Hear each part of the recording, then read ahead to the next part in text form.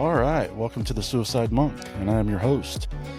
You can reach us at www.thesuicidemonk.com, or you can listen to us on Spotify.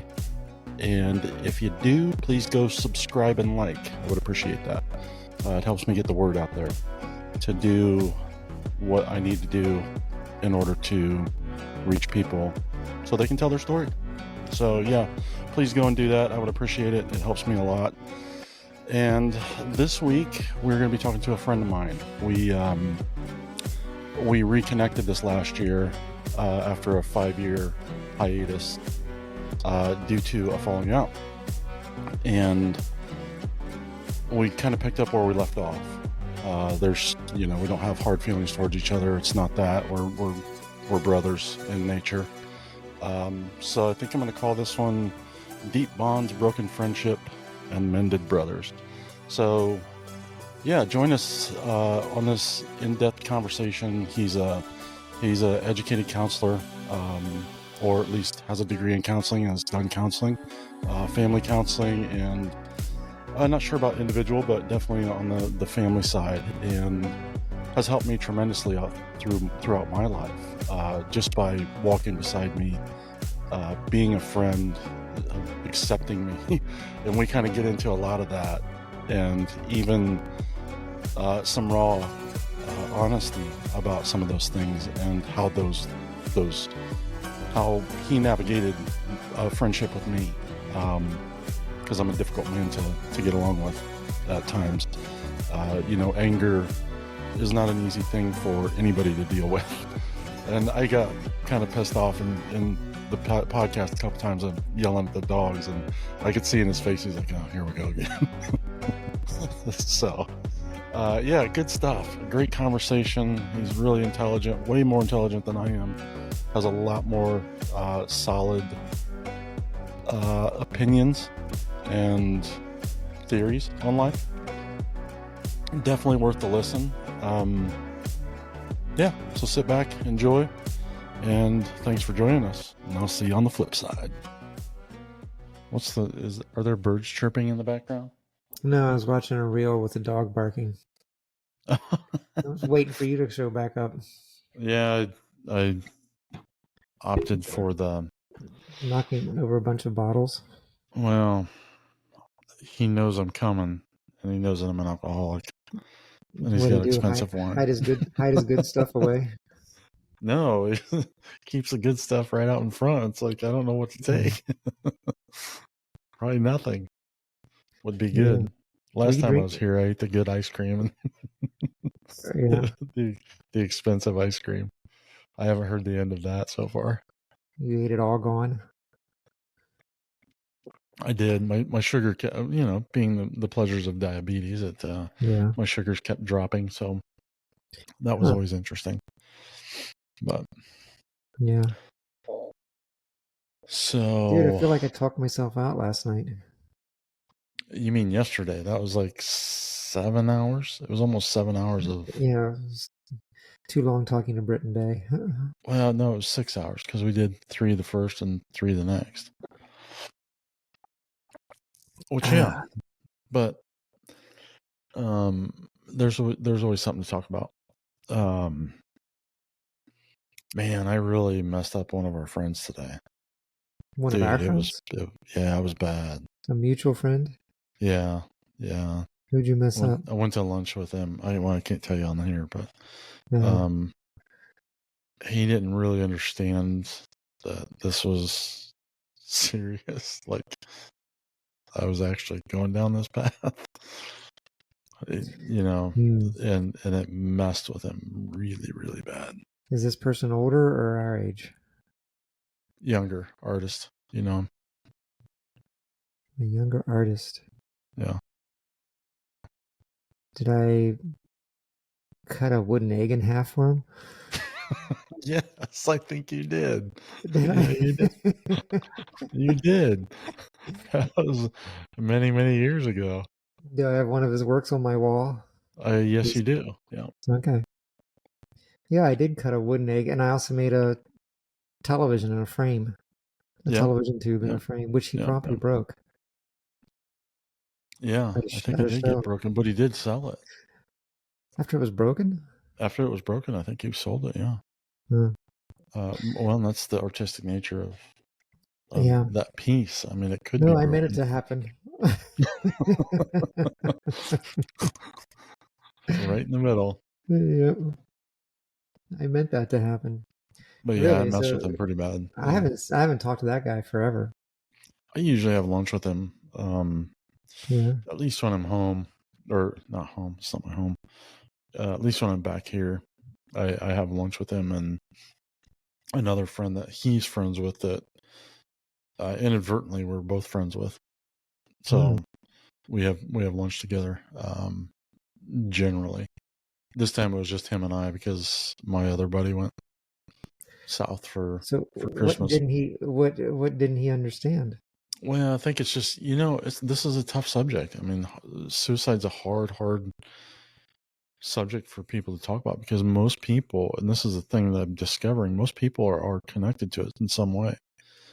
They have friends that are dark, or they've had friends commit suicide, or family members. Like, you go down the list, and most people have not even that, but like there's so many people that can't talk about what they're going through, and I would have never expected that from our buddy, but he struggles with this, and I didn't know that. But he's one of those. Well, you were talking about, what is it? The onion and what's Garlic and the onion. the garlic and the onion. Yeah, the garlic. Yeah, one of them you know you stink and everybody else knows you stink, and the other one it's just you. I think the garlic is just you. The garlic is just you. Yeah, when you eat an You don't onion, smell the garlic until you open that fucker up, right? yeah, yeah. It's like And the you're onion always if you eat stinks. something with garlic, it's gonna if you eat something with garlic, it's gonna haunt you personally the rest of the day. But if you eat onions, it's gonna haunt everybody else. I Right. forget the analogy, but it's yeah, a garlic and onion. I gotta, there's something about that. It's the people who don't. Basically, the premise is that it's the people who don't talk about it that are actually most dangerous to themselves. Oh, 100%. I agree with that. And even from my perspective, I don't get to talk about it very often. I'm lucky enough to have friends that can tolerate, but those moods that you experienced from me, those really dark down places in my life, Yeah, were because I didn't feel like I could talk about what I needed to talk about without misunderstanding. It's not even necessarily ridicule, it's misunderstanding per se.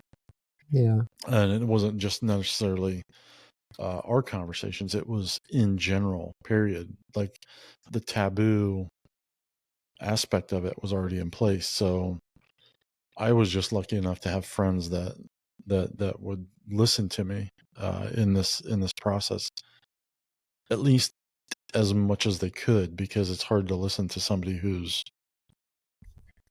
emotionally a victim because they're not moving forward, they're not standing on their yeah. own.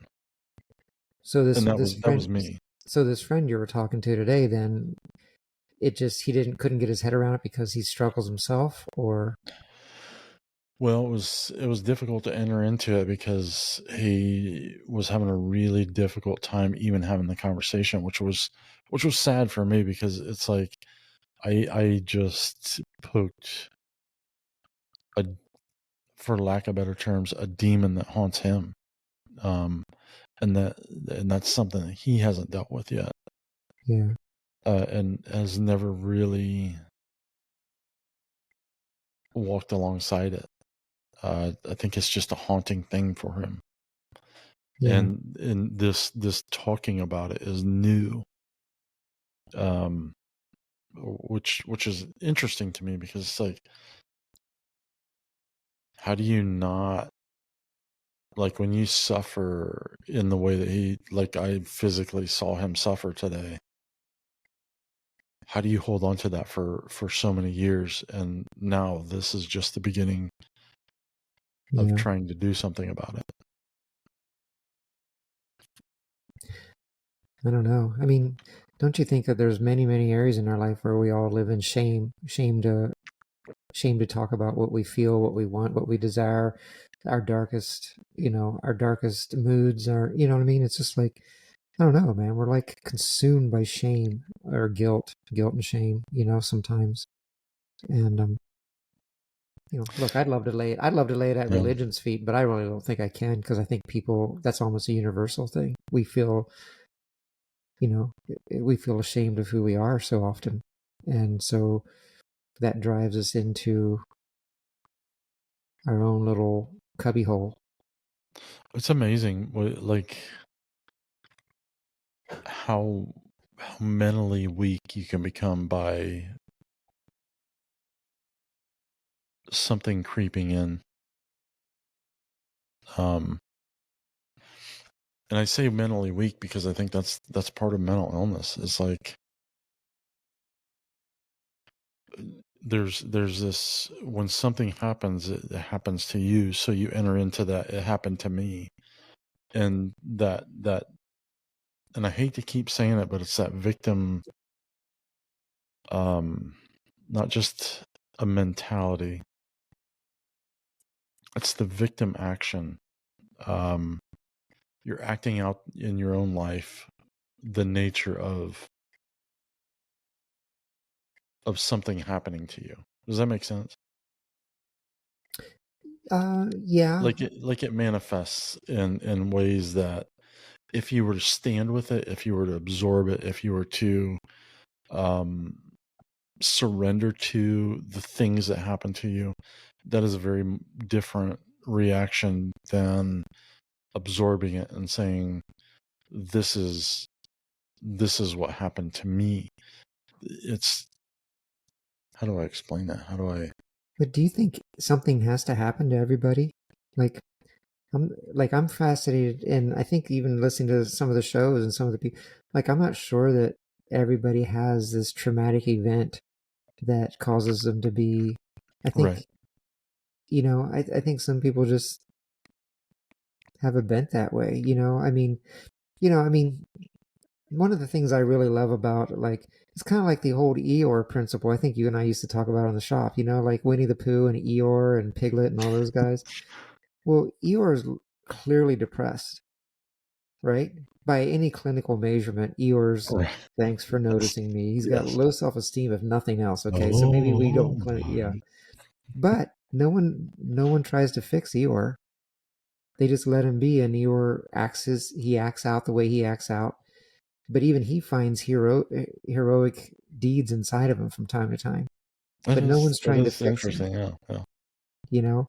And um, I think people try to fix people, and man, you're looking at a guy you tried to fix people for a lot, and then I realized, man, talk about the blind leading the blind. So I'm actually fascinated. Yeah, I think some people go through stuff, and it can cause feelings of suicide or feelings of despair or what have you.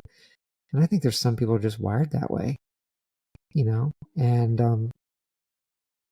you know, I So yeah, and I'm discovering that. So the question becomes, for me at least, I can pinpoint a symptom, like why I feel the way I feel. At least that's what I well, think. you think you've pinpointed a cause, Right. Right. Yes. Yes. but that's a you think.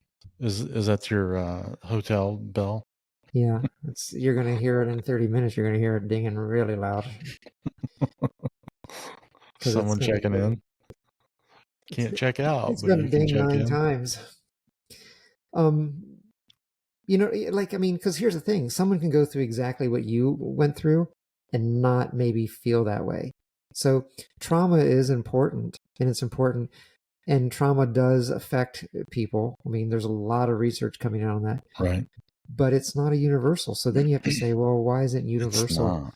I just realized my nose is really shiny on here. Well, I notice I look high all the time on here.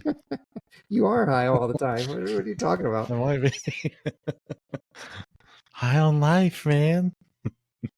I'm like an OPEC nation, man. I produce enough oil for run a small third world country. Anyway, where was I? Oh yeah, about I mean, I don't know. I'm kind of fascinated by that. I'm just fascinated that, trauma, no trauma, you can still have those feelings, and they It can be is. very, very overwhelming and very um, intrusive. And I agree with you. I think shutting up about it is the worst thing you can do. Yeah. You know, I mean, just from my own experience, but I didn't realize that it was even for those that don't feel like they can talk about it, like our buddy, like he's like, I don't know how to talk about this. And even having a conversation with somebody who's close to me yesterday, she was like, I don't know how to have these hard conversations. I'm like, I'm not used to yeah. that. Like, you need to learn how to have hard conversations so you can navigate life. Like, you can't run from it. And I think that's what they're both entering into. It's just like, I'm so candid and so used to talking about this stuff that it, even in the last few months, it's become second nature to me. I mean, but you can run from it. Is it healthy to run from it? No. But some people run from it and they run from it through success. Like I said yesterday, I think we're all addicted to something. We're all addicted to something. Some people are addicted to the American dream. I'm going to be rich someday. I'm going to be famous Yeah. someday. Some people are addicted to being good. Some people are addicted to substances. Some people are addicted to things that they get pats on the back. Like I said, for me, cycling is like, everyone's like, dude, like it can become out of control.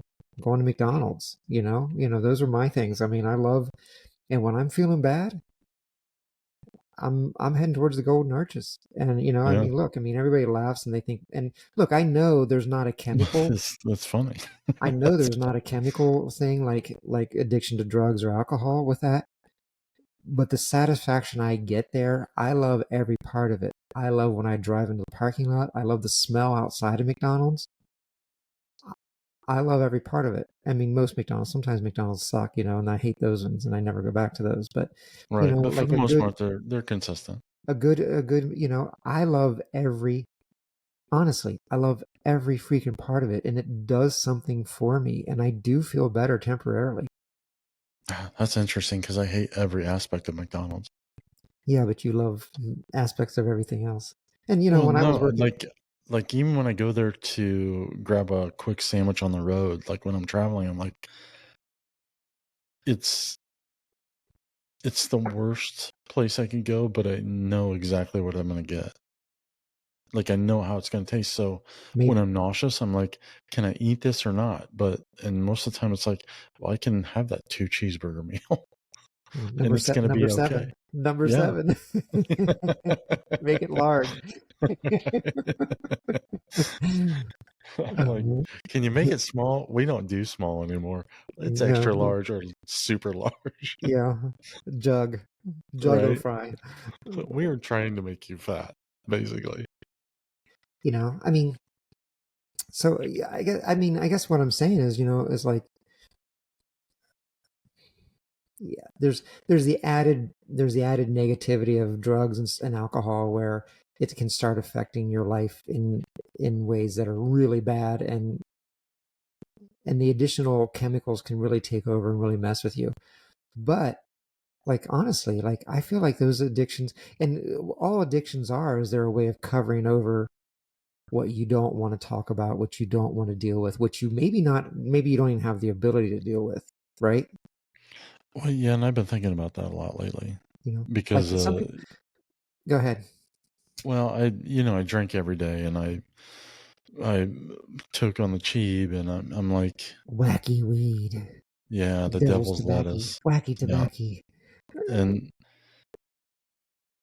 I can create, I mean, I know why I do it. There's several reasons why I do what I do, but at the end of the day, I'm okay without it as well. I just choose for it to be part of my life. So the pain doesn't change, the mental capacity doesn't change, the trying to hide doesn't change. It doesn't matter how high or drunk I can get.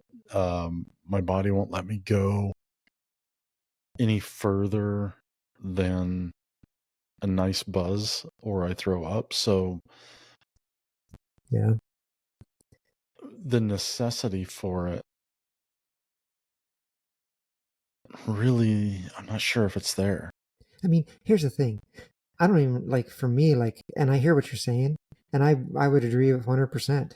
I mean, I would never try to convince you otherwise.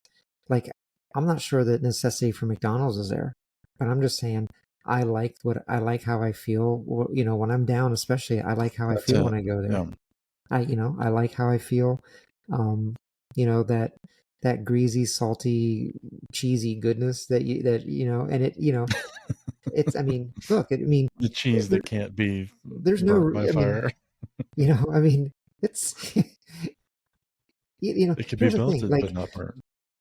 I'll take the hit because even though I know it's temporary and it doesn't cover up what I'm feeling, it's something that I can feel. Like, I think sometimes when you don't feel anything at all, you'll give an awful lot to feel something. And some people think addictions are about not feeling at all. Sometimes I think it's about sometimes I think it's about that, and sometimes I think it's Oh, about yeah. just feeling something.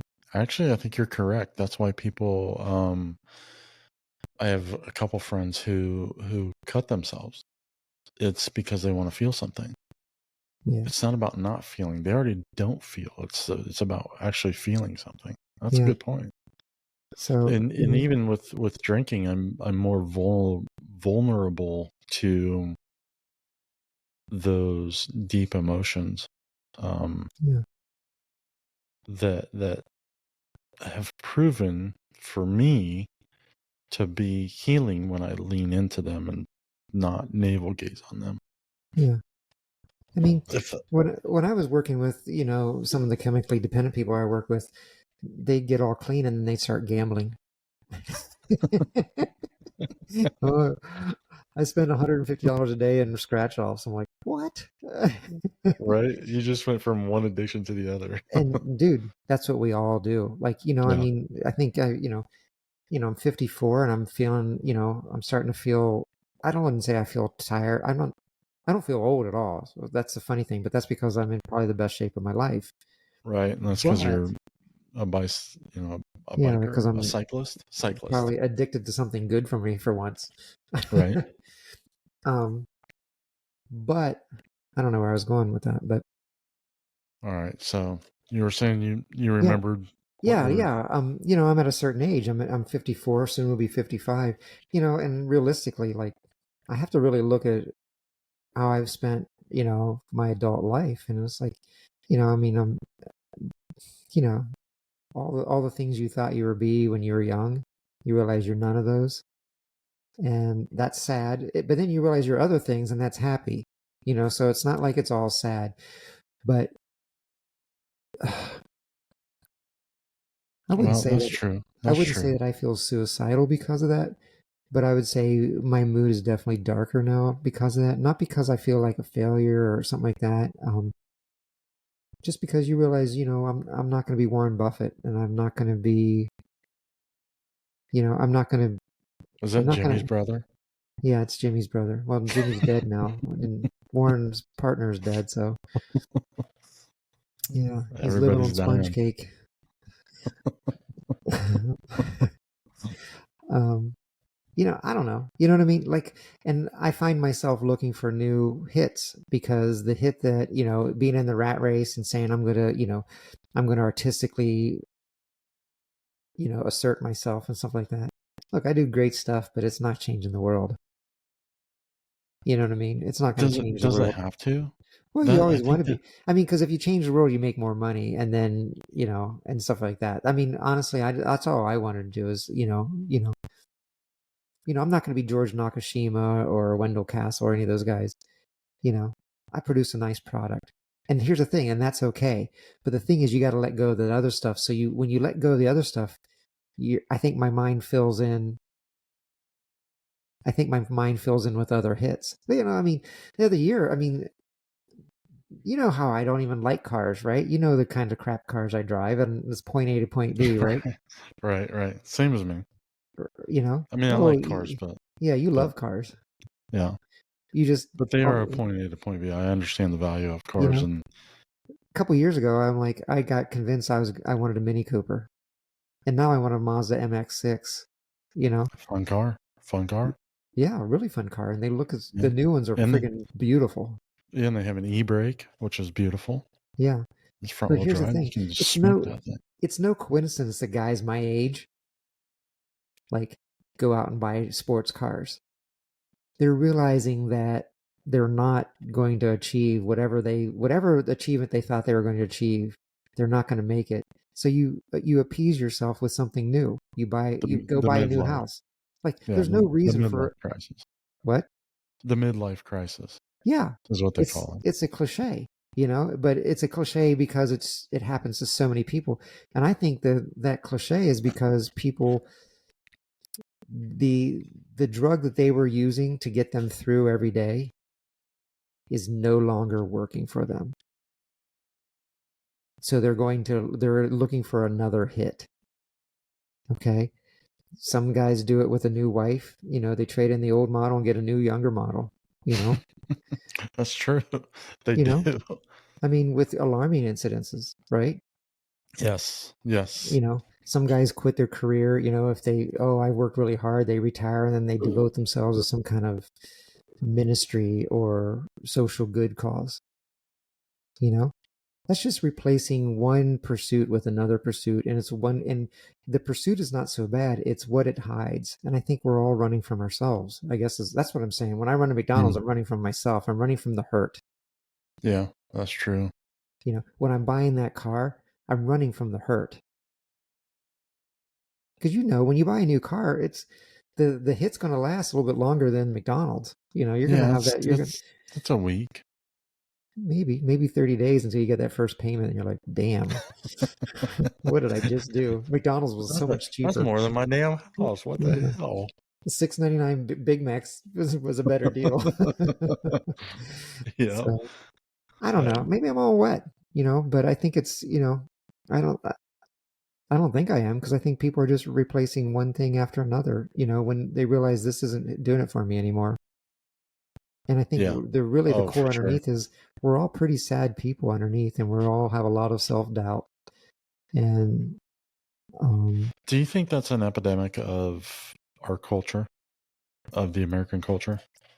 And the reason I ask that is because when I went to Spain, I saw, but maybe they don't enter into the depths that we hope, but there was community amongst the people, and if you tried a little bit in their language and you were respectful, they would invite you in. And if they liked you, you would be invited back. And if they didn't, you were just part of the evening, and that was yeah, okay. So, do you think that like that replacement, that unhealthy replacement, and that's where I'm kind of going with that, is like even if you replace it with like exercise and what seemingly looks good, is that new addiction any better for you than what you just left? Yeah, obviously if you're smoking crack yeah. If I'm smoking and crack and I mean, that's the thing. Sometimes I think but here's the thing, like there's crack addicts that are 30, 40 years they've been doing this shit. Like it hasn't killed them. And actually makes a them lot ugly of though. it does, like they're leather skins, but you know, But so does McDonald's. well, McDonald's will do that too.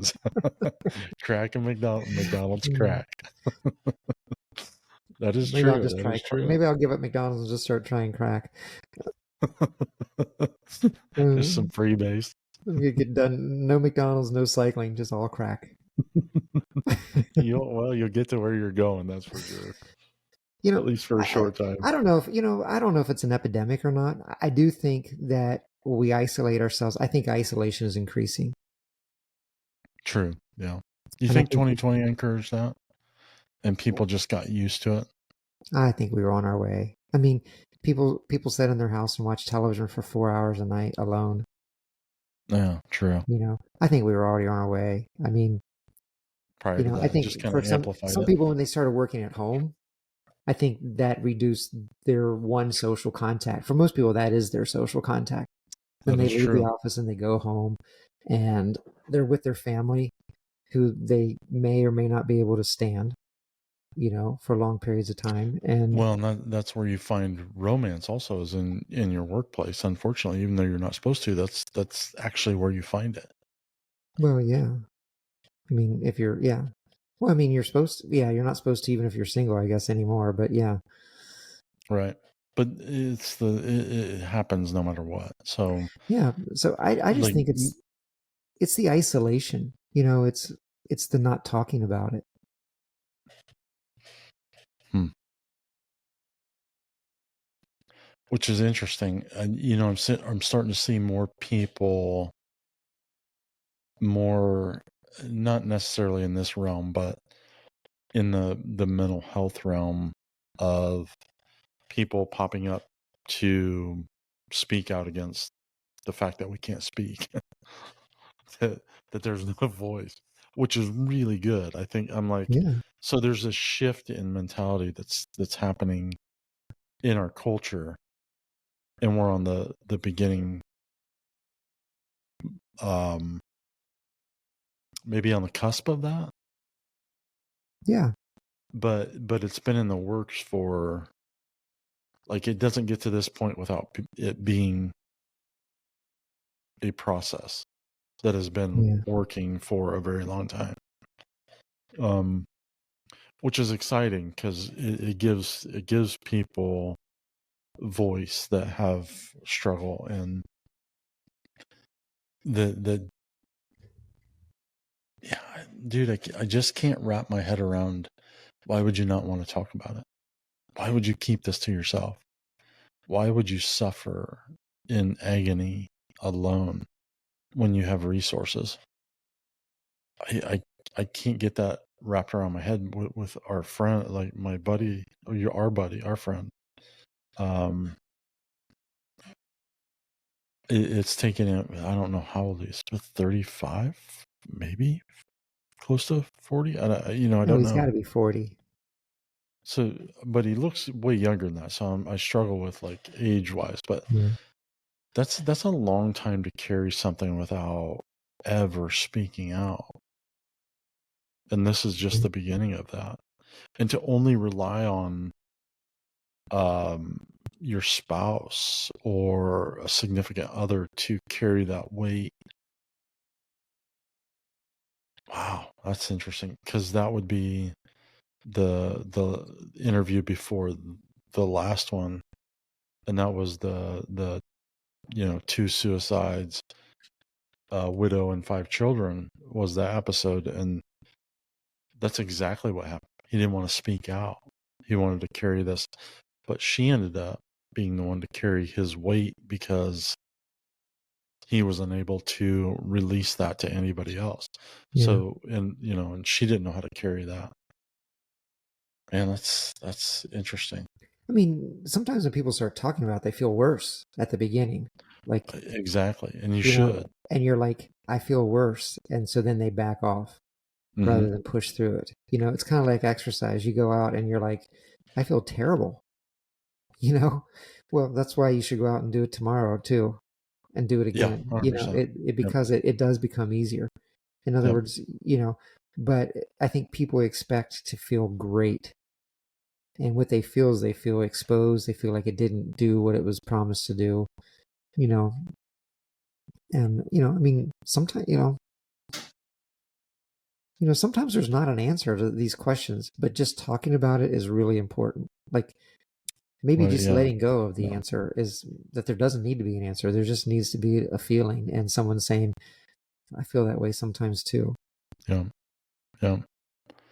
And it's not even, I can't relate on the level of anguish that he feels, but I can relate to his anguish. Yeah. Um, and that's where, do you think that people feel that loneliness to a point that they don't feel like they can be understood, so they don't speak out, so they don't say anything because, and I go back to, again, I'm back on that whatever, ninth podcast or whatever it was, and the two suicides, a wife and five, a widow and five children. Was that the detriment? Is that he couldn't speak out? And even when he did, he felt so bad about himself that he kept it to himself. That is so fucking, like, it's so counterintuitive in a lot of ways. Like, I speak out, I feel bad, so I just seclude. Instead, well, it's the same thing like when I had nerve damage in my shoulders. It's like, my friend is an occupational therapist, and ruthless occupational therapist, in the fact that she did not let emotion control the outcome. And what I mean by that is she pushed me through tears, major, like, pain, and I got better. But she stood by me while I was bawling, and she accepted that this pain was excruciating to the point where I couldn't hardly function. And it's, for her, it was just a pat on the back, like, you're doing good, keep it up, you're gonna do this. Sometimes it's just a recognition of that pain. Mm. I recognize your pain, and it's legit. Like, to legitimize someone's pain is really a powerful thing. Oh yeah. And it sounds like that's what she did. And maybe she threw in a little bit of hope for the future, but she legitimized your pain. Yeah, this is how you're supposed to feel. Even though there might not be hope, and this, we've talked about this. It's like, when you run down the road of change, you don't know the outcome. And if you run down the road of change, the outcome could possibly not go in your favor. But what you're living in, and the possibility is much better than what you're living in. We've talked about is that most people don't change because they're afraid of the outcome. So they stay the same. They stay in bad relationship. They stay in abusive relationship. They stay wherever they're at because of the fear of the unknown, and the unknown is changing who they are and stripping themselves of what they know to become something different, because, and they don't know what they're going to become. So that's the fear, and that's why they don't change, and that's why they don't venture out. They see the potential, but they're afraid of the potential outcome being bad. Or what if I try something and it doesn't work? What if I try something I still fail? Yeah, you're giving it, it's like you're leaving, you gotta leave your safety and your security, and I don't know, it's like when you're riding really long distances on a bike, and you have to go from point A to point B, and when I've done that with people who've never done it before, I'm like, you're going to have moments on this ride where you don't think that you can go on, usually around the 75-mile mark. You're just like, oh my gosh, I got 30 more miles. The first time you've done it, I said, but you keep on going, because in 10 miles, you're going to feel different. You may feel worse. You may feel better. There's no telling, but you won't feel the same. That's not very reassuring, though, because people want to feel better. It's like, you may feel worse, but you may feel better, but you may feel the same. Like, there's there's not a lot of but I think that's the point, is you lean into those feelings. You lean into them rather than try to escape them. Well, I think we should talk about that a little bit. Leaning into the pain, because we've talked about that over the years several times, especially in my own walk, and early on when I first started working with you. That was one of your big proponents, was, for me, and I think that might have changed trajectory for me in a way. Um, How's that?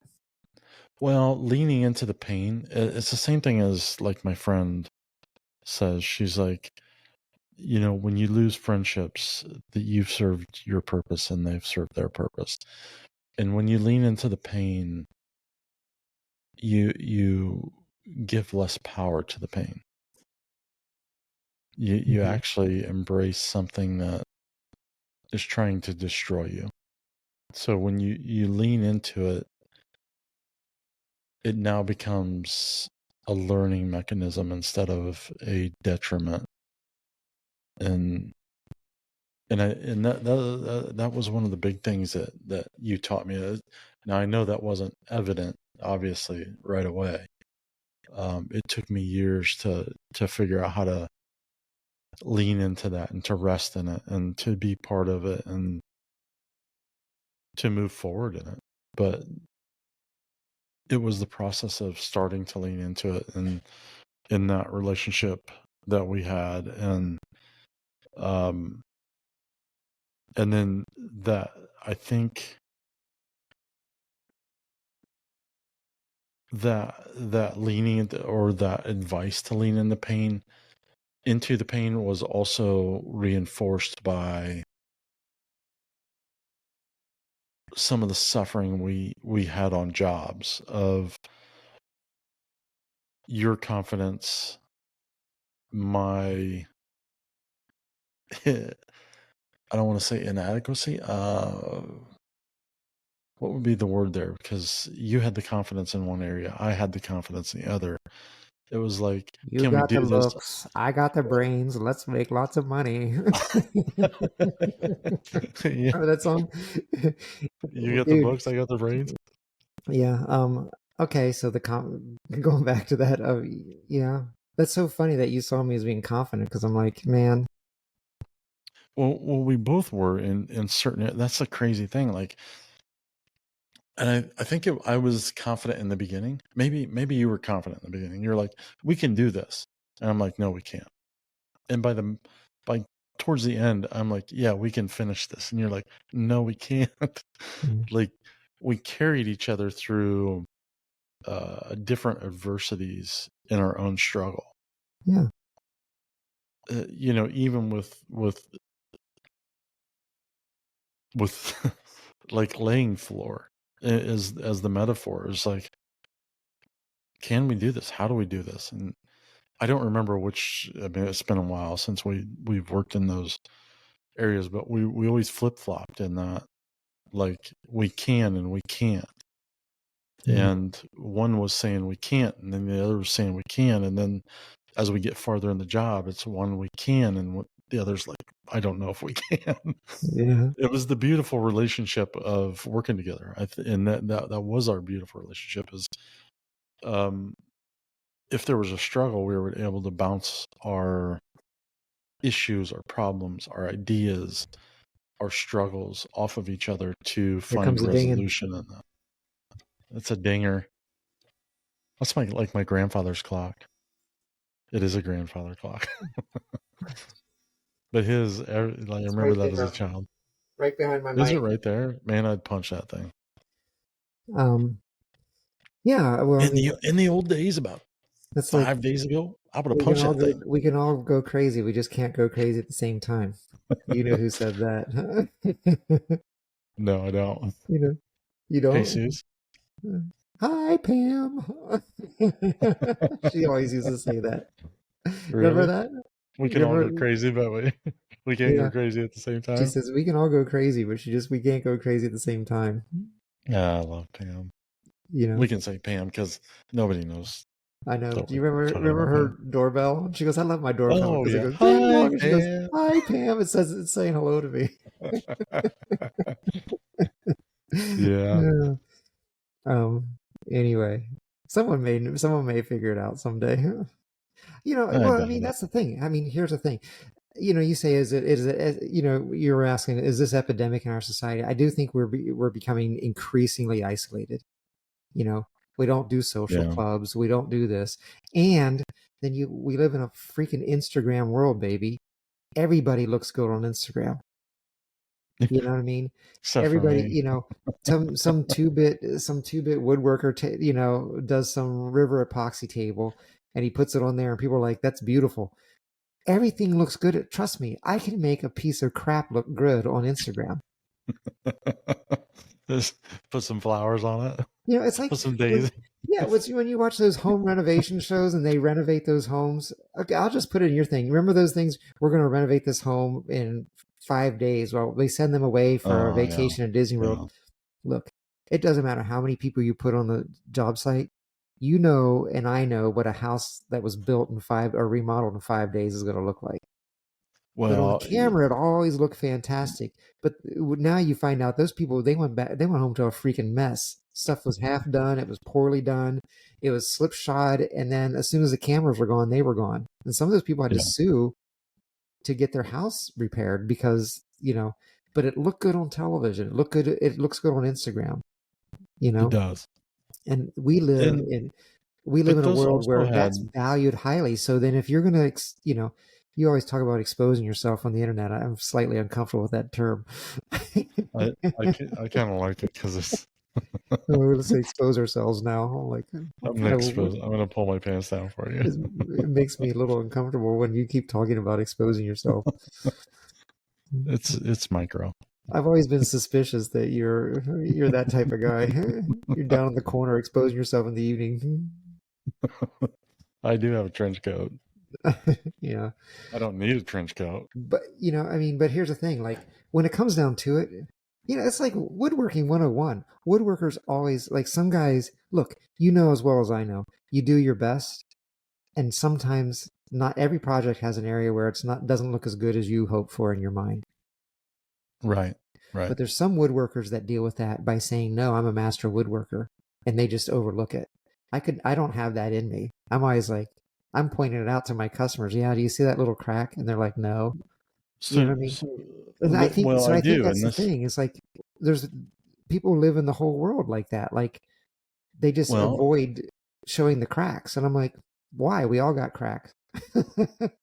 well, we do huge cracks. Like, but my question would be when. So, do you think, in general, people are not offended, afraid of the truth? I can't just like what you're saying. I'm going to point out the cracks. You're not going to ever fucking see them. Like most people aren't going to see them, Yeah. but I'm going to point them out because that's the imperfection of who I am. Is it really? So is it altruistic to point out the cracks, or is it better to let people appreciate what is before them without pointing out the imperfection Well, I don't and think let you them get decide? anywhere. If you're exposing your own cracks, your own, that's one thing. You can't expose other people's.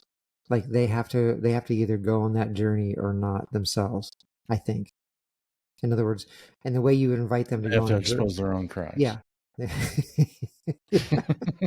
Like, We come up with it's gotta get any pulled way to that tea discuss right this here. any way to discuss this differently than they got to expose their own cracks. You They're can't gonna expose think their crack. You you can't know, it's expose not their our crack for fault. them. It's not our fault, man. It's not our fault. Somebody made the two words coincide, so or the one Yeah, word coincide with. you know, dude, like I'm very aware of people that are very close to me, are so private and avoidant of talking about anything. They won't tell you about their doctor's appointment. They won't tell you whether, Right. oh Yeah. yeah, I just tested positive for, possible whatever. And like they don't want to expose that to anybody because there's some kind of, they're afraid to expose it. They're afraid that that'll give someone a one up or that'll make someone feel bad for them or that'll be, and it goes round and round. It's like, I just think it's like really important to invite those people, like you don't have to, you don't have to talk about it, but here's who I am and I'm going to talk about it. But I'll tell you about my colonoscopy. Speaking about crack. well, here's the thing: is talking about it not only good for you, but if you're in relation, isn't it good for those that you're in relation with? So here's the thing that I recently realized. As it was before I went to have breakfast with my daughter the other day. I realized I need to be more I need to be in a relationship with her, not just her dad, not just someone she calls. All right. Putting your hand over the microphone was very effective. I just want to say, just want to say, You're welcome. well, you're not hiding any crack there, Britton. But I realized that I needed to enter into a deeper relationship with her. The unfortunate thing is that my time is limited now. So, other than the fact that there may something may happen that's miraculous, doubtful but miraculous. Well, you got to And be we kind open of to talked it, about that. right? Well, I am open to it, but there is also the realization that I'll like I can't bluff this. You know, I can't bluff this. I mean, you know that I fundamentally don't want to see you even. I know that. You know what I mean? As your friend, I fundamentally don't want to see you. But I as know your that. friend, I'm also like, I understand. You know, um, you know, like I think you talk about walking the path and stuff like that, and I think that's great. I just don't think we all know where the path is going to go. I don't. I realized I'm gonna act like, even though I feel good and I feel joyful and happy and all this stuff, that I did put things in place that, well, I can't take back, and there are things that I mean, the reality is I literally can't live without a refrigerator, literally, because of my medicine.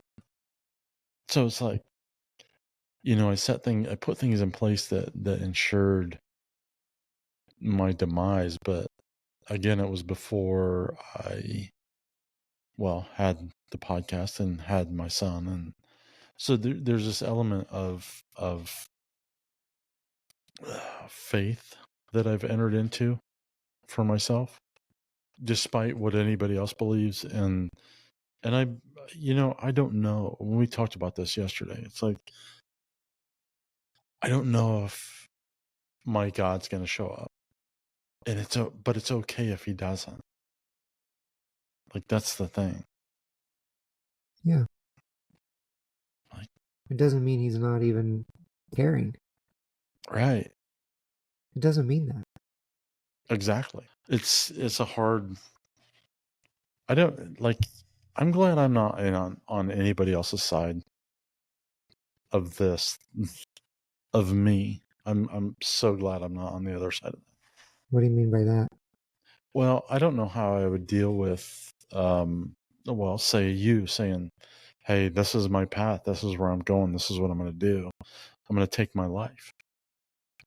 Yeah. I don't know how I would, like, the path that I've chosen to tell people about this. Like, this is messed up, dude. And even our buddy was like, he's like, I don't even know how to wrap my head around this. I can't even talk. I don't know what to say. And I'm like, well,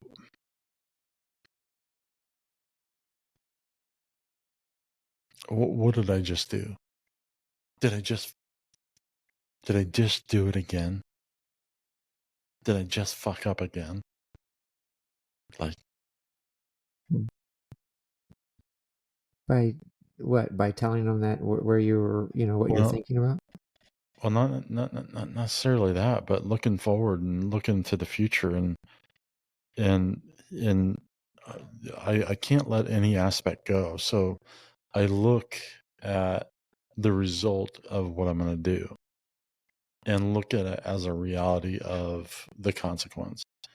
as much as I can. I can't understand fully, but I mean, I try to put myself in that position. I bet I'm 70% like on the side of understanding the detriment of, unfortunately, losing me. And that sounds like ego, but it's really not. It's like, if I were to lose my friend, if I were to lose somebody that I loved, that I had conversation with, that I was intimate with, that fed my life, that, and it's just like our relationship. And I would look at it like this, like the depths of our relationship and what that means to me. How do I live without that for the next 20, 30 years? How do I not be part of that? How do I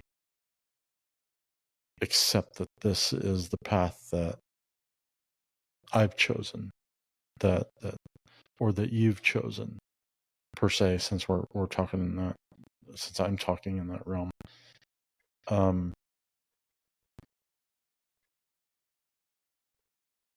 It's difficult for me, but then I look at it from my side and I'm like, they'll get over it. It'll be okay. I won't be that messed. But what if they don't get over it? Well, that's the.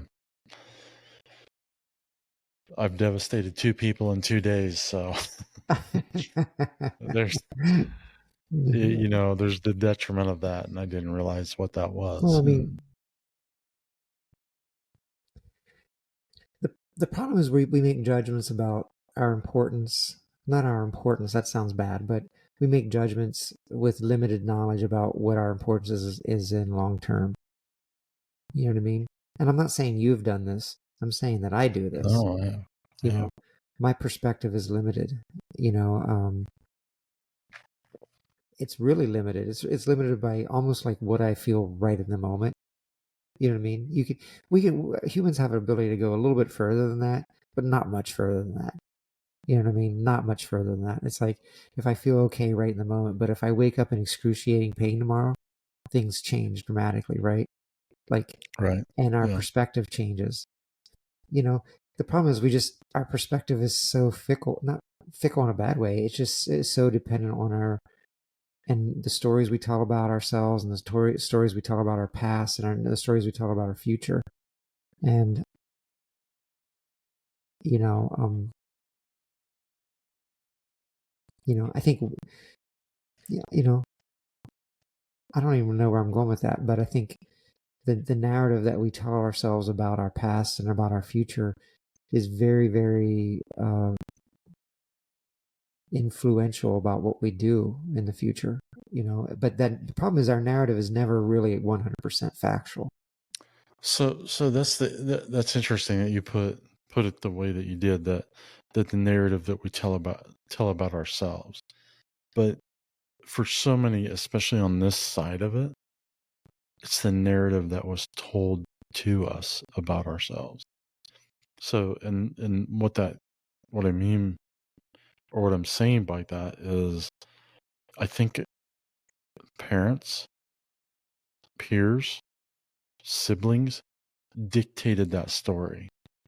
So for me, the reason I've lived the way I've lived is because I believed what my mother said. I believed what my sister did. I believed that I wasn't worth what my father did. Like, there's abandonment and abuse and all. Like, I believed their narrative. So the question I have is, how do we get to this narrative to say, I no longer believe what I've been told? It's the same thing as deconstruction with Christianity or the church or Catholicism or Well, your belief system. yeah. I mean, there's other narratives. Well, there are, but We, when but we, that but we, narrative is so strong but we from, exactly we drown it out. Exactly. We yeah, That narrative is so strong. The primary narrative is so strong that we actually overlook and drown out the alternative narratives that have equal basis in reality and truth. right. It's the narrative of your gift. or gifts that you don't believe. Yeah, you know. Does So that make sense? yeah, Like, I mean, I think, I mean, you can look for the exceptions in your narrative.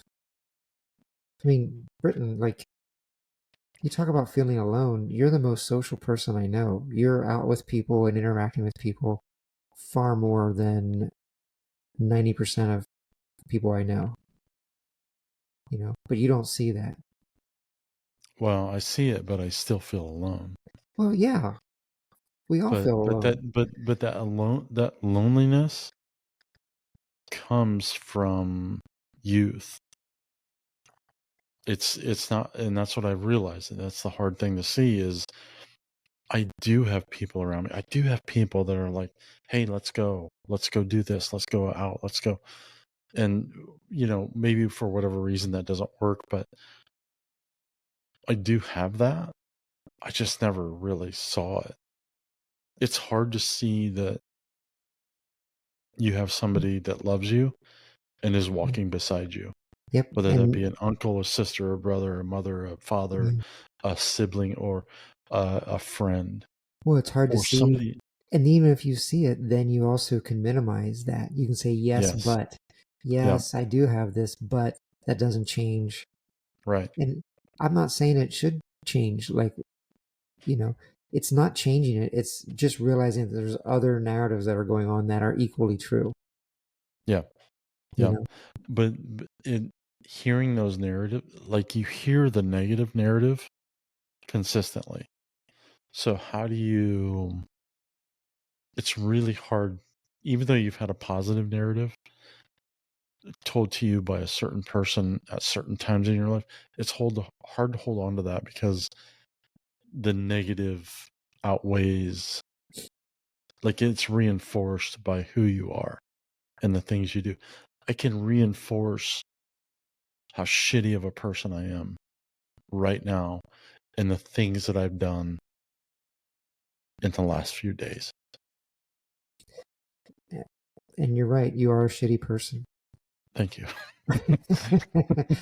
However, Reinforcement helps. however, yeah, you're welcome. End of interview. um, no.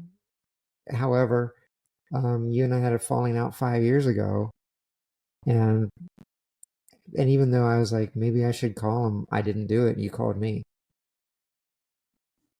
You Why? called Why me. is that? Why is that? Well, here's the thing. Oh, I don't know why you did it. Maybe you're just desperate Well, for some well, bad no, advice. mine. No, I'm desperate for ridicule. Humiliations. So my hesitation to contact you was built out of anger. From what I understand, yours was built out of fear. I didn't think you wanted to have contact with me anymore. So When yeah. that was my anger. It's like, well, I'm not good enough. So that's where protection mode goes in. It's like, well, fuck everybody. And what I've learned even recently is that regardless of the outcome, you make the effort, regardless of the outcome. Yeah. Uh, which we kind of touched on yesterday. It's Well, like it's the creative act. Because it is. you gotta let go of you have to let go of the outcome. Yes, you just show up. Yeah. You show up, you do the work, and then you sit in your Yeah. faith, your that Misery. comfort, You can sit in that your own misery. misery. Like you embrace the misery. You don't sit in it. You Discomfort. I mean, let's embrace be it. honest.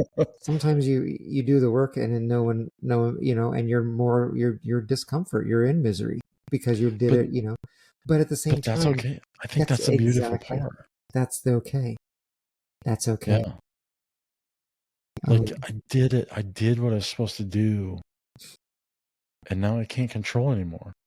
yeah. And I'm going to sit in this presence of, well, I would say spirituality, because I think most people are spiritual in nature. They may not be Christian in nature, but they're most people are spiritual in nature. I've met very few atheists, mostly agnostic.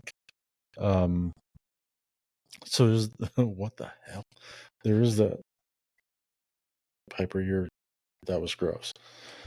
There is this spiritual nature that people rest in, and if you can rest in your spirituality or whatever that looks like to you, if you just show up and do the work, if you just show up and say, I did what I could do today, and Yeah. now I'm going to rest.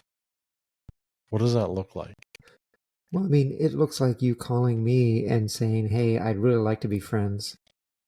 I don't know. I think I have the Facebook message somewhere from you. It's like, I don't, I think you said something to the effect of, "I'd really like to be friends again," or "I'd really like to reestablish our friendship," something like that. If you're interested, you let go of the outcome, and I was like, "Of course, I'm interested." You know, you know.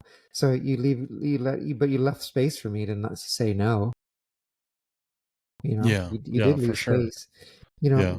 I mean, I think letting go of the outcome. Two books come to mind. One is Rick Rubin's book about the creative act. The producer, Rick Rubin, and he talks about artistically doing the work and then letting it go.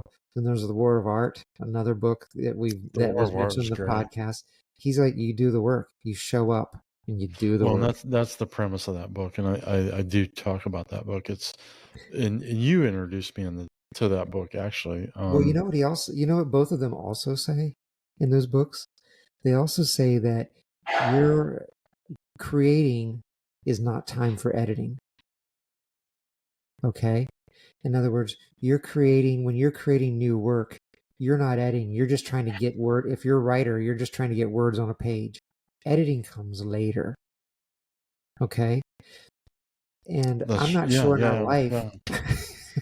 I see you dealt with your anger so well. We're back. And we're back. Welcome And I to the sound such Suicide Monk. peace in my life that I never yell or get upset because my spiritual guide is guiding me. Um, no, like those books talk about like editing time comes later. Your job is to get it out. Here's the thing in life, I'm not sure there ever is editing time in life. That's what happens when we're dead. You know what I mean? Ye- so And then you, there's another book about grit. I think it's about grit. In other words, being gritty is like sticking to something. mm, And they talk about letting go of the outcome too. So when you see Rick Rubin, he's talking about the creative act, and he's like with music or artists.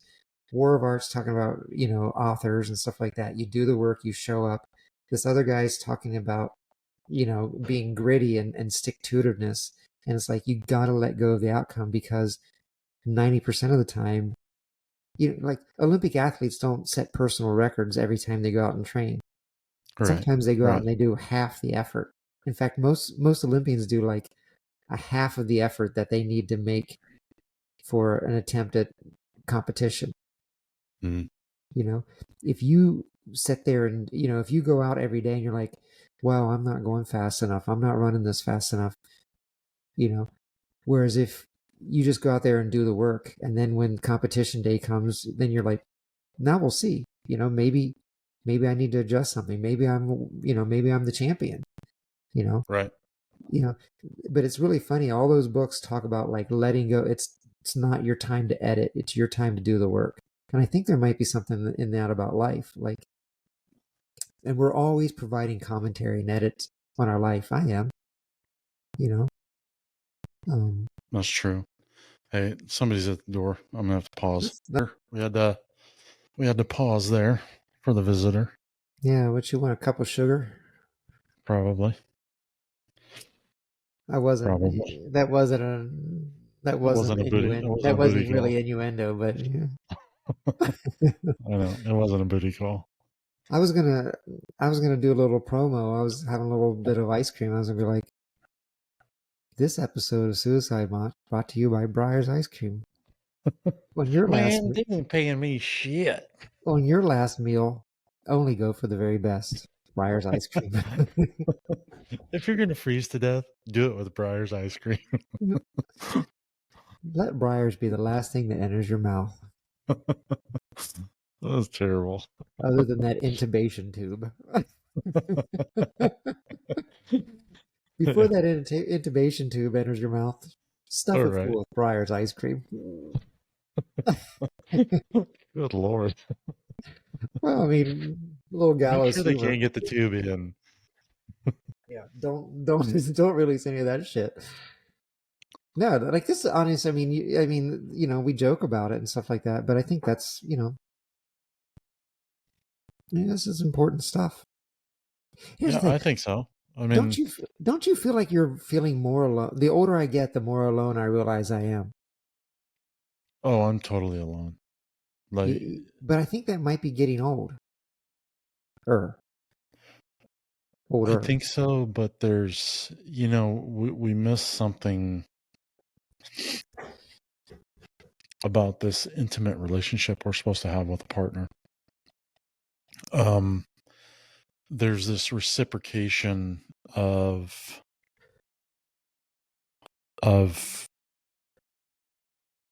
this inner being. I don't know how else to put it, but when we share that with somebody, there's I think that loneliness subsides, if that makes sense.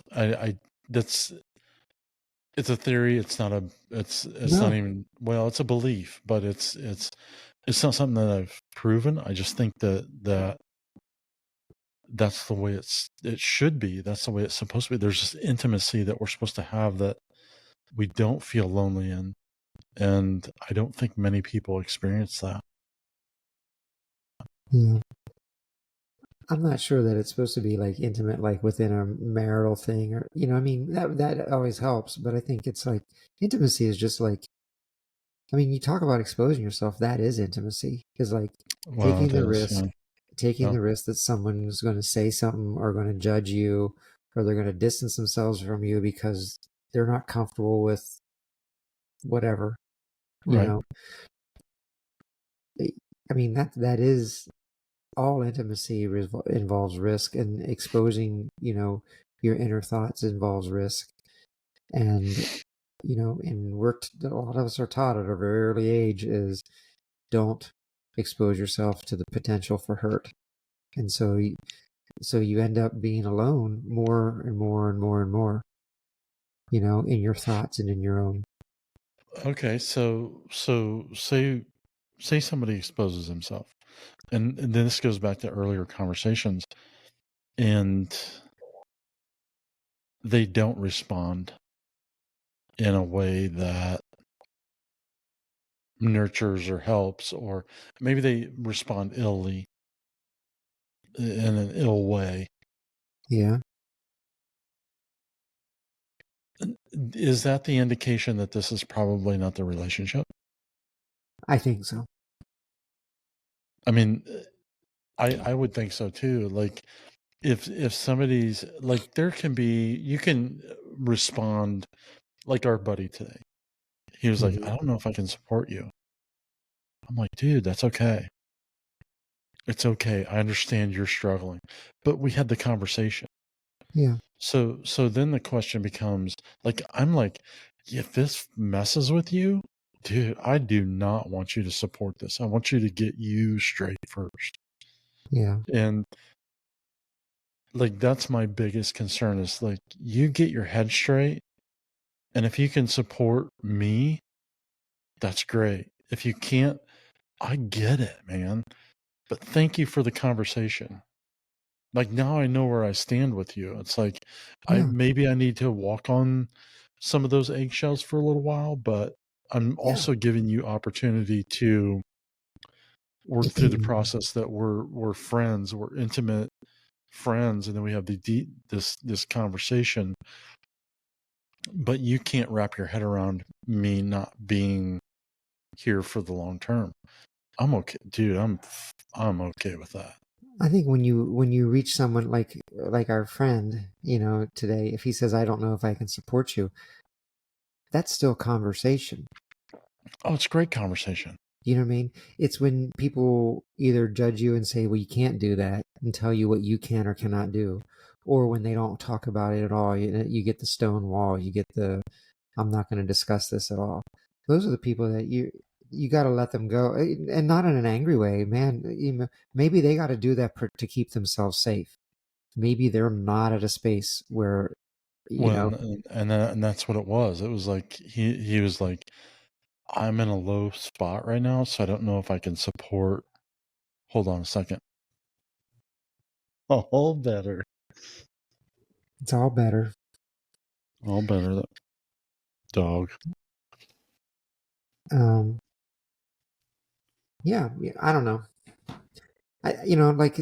Like I'm really, I don't know. I don't believe in letting friendships go and stuff like that. I mean, I tried that, and it's not really who I am. But at the same time, I also like, you can only take certain things as far as they want to go, and then you just say, okay, if that's where they're at. I mean, I know, when you get pushback from religious folks and say, well, you can't do this because you know suicide is some kind of unpardonable sin, or taking your own life is, I'm like, I don't know what's the point of having any more conversation about suicide with them. So we kind You of know what I talked mean? about Like, this, and we touched on this. It's like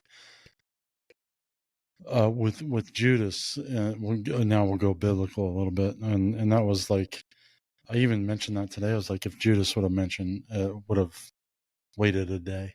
That yeah, was your statement yesterday. It's like, I didn't originate that, but yes, if but he would well, it have, doesn't matter. I don't give a shit who originated it. I mean, it's like they don't get credit for it. It's thought. Um, good job. You had a thought, yeah, yeah. If Judas would have waited one more day, right? because he didn't And have the ability to edit his life and make a judgment. He made a judgment based on incomplete information. mm, You know, that's an interesting thought. Like you make a decision based on incomplete information, but you think you have all the information. yeah. Oh, and Like, you sometimes even wrap your own self righteousness into that. You thinking, I know I have the right decision. oh, I do that all the time. Yeah. So Like that. my mom's in. I'll give you an example of this. So my mom's in a nursing home, right? And she's pretty easily confused since the stroke, anyway. So cognitively, she's there, but she's not. She can't get out of bed. So she's sitting in a bed with a curtain half pulled in front of her door, and she hears things going on out in the hall, and she builds entire realities based on what she thinks she hears in the hall. She told me one day, she called me in a frantic. She said, there is nobody here to take care of anybody here. The patients are here, but the staff have all left. Hmm. And when I went in that evening, I said, Mom, why did you say that? She goes, well, I heard them say, there's nobody here. Someone in the hallway said, there's nobody here. And my mom pieced that all together from her experience, from her limited visual, ability. She can't go out in the hallway. She can't, um, she pieced that all together. All the staff had quit. They Well, had quit. They got that's tired of this and they walked the away. plastic cup effect, or the paper cup effect, the telephone effect. Yeah. And I You hear think, something and then you misinterpret it. look, I think we just do the same thing. I hear someone, I hear special someone in my life say something, and I immediately fill in the blanks, however I'm feeling, and you can fill them in positive or you can fill them in negative. And I immediately fill in the blanks and then I roll with it because I know I'm a sane person and I know how to judge it. And then you find out it's like, you're not sane. You have limited information. I didn't wait the Yeah. extra day. I didn't wait the extra day. You know, um, and Well, I I'm fear getting that's where dangerously, I'm at. yeah, and I'm getting dangerously close to trying to, like saying this to try to convince you to, step off your path or something like that. I'm just saying this for me. You got to do what you got to do, right? Well, I'm no, saying for me, that's the discussion. I already know that. This okay, is well, the discussion, and this is the point of this: is that we're trying to give people, well, we'll say like me, that think like me, that or have a suicide ideology. We're trying to give them a different perspective on how to think, how to move forward, how to not live in that detriment that they constantly live in.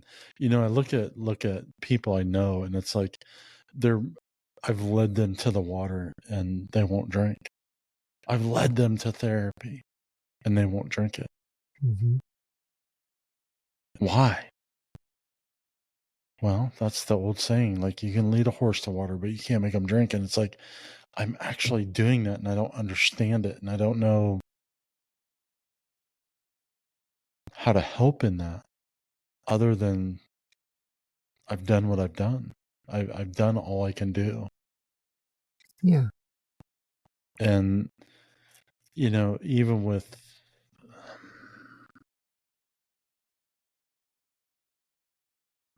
my own son, I've led him to that water. But there has to be an investment into your own recovery, your own mental health, your own life, your own forward momentum. And if you don't invest in that, you're probably not going to get anything out of it. And there's this element that, and I'm not saying my son or my friend but I want somebody to carry me through all of it and make things better. That is not reality. You have to get up. You have to stand up. You have to quit laying in bed. You have to start exposing yourself. I would say, like I said, I would say that the thing that I've really been fascinated by the podcast is hearing that not everybody has anything that they point to, they just were born this way, they were just born with feelings. And I have people in my life that have been, that they're like, no, I wish. Sometimes it's like, sometimes that's harder. You don't know why you feel like that. Sometimes you're looking for something, you're looking for some trauma, or you're looking for some past, to make sense of why I feel this way. Yeah, for sure. And you do have those people. It's like, what, like there's no pinpoint to why I feel the way I feel. Yeah. And I'm really fascinated with that. I with my history and mental health and stuff like that, no one ever talked about that. Everybody always talked about that struggling with suicide was a struggle, and B, which we could talk about that, and B, that there was always a reason that, you were depressed. He was depressed. She was depressed, or there was trauma. There was, Yeah, there was a reason. There's a reason. What happens if there isn't? Well, that's what I'm wondering. That's a tough one, because how do you speak into that ideology that haunts somebody that when they don't have a cause, a seeming cause? And I know Yeah. that's hard to understand. It's like, it's really hard for me to understand, but I've discovered that in... Hold on. I don't know. I just think there might not be any reasons, and So if there's no reasons, how do you enter into that to where you can walk beside somebody that struggles with that? That's the hard part, is that you is a don't hard part. know. But that's where you have to say, well, we have limited information. That's where you're like, wait, do the Judas Iscariot, wait another day. The story's not finished. Wait another day. Which is really funny, because isn't that what, you've been through AA? Isn't that some of the stuff they say is like just for today? Yeah, Like, okay, it is. most I likely I'll think drink. more it's about being present in the moment, but But we it's also don't think about waiting another day. And I do this often in my depression. Is if I feel bad, I know it's just going to be a rough day, so I'll rest. Yeah. So I can be good tomorrow. Yeah. Hmm. And maybe that's like, I mean, self-care is such a crazy hot term right now, but maybe that's like, Well, it is, yeah. maybe that's self-care. Maybe it's like saying, wait another day. Got a cat. I got a pet cat pawing me on one side here. Yeah, I had one out here. Well, I saw your dog head right next to your head just a minute ago. A big white nose was in the camera. I'm not sure if that's cat or dog. So, you One know what of I them. mean? Like, and I'm not sure, I mean, I don't know, man. Like, I'm just a dude that's like, I'm trying to figure it all out too, for me and not for you, but just trying to figure out life. And, you know, um, when I get those panic attacks on jobs and stuff like that, where I'm like, I got to get out of here. I got to leave. I got to get out of here. I got to leave. I got to leave. I got to leave. It's like, okay, I don't have to leave. Take a break. I'm going to go home tonight. I'm going to be, I'm going to, I talk myself down by saying, wait for another day, wait for another time to take another crack at it rather than trying Yeah, to force it. yeah, yeah, for sure. I do that a lot, especially with this. It's like I rest a lot because I don't know. I don't want to force something that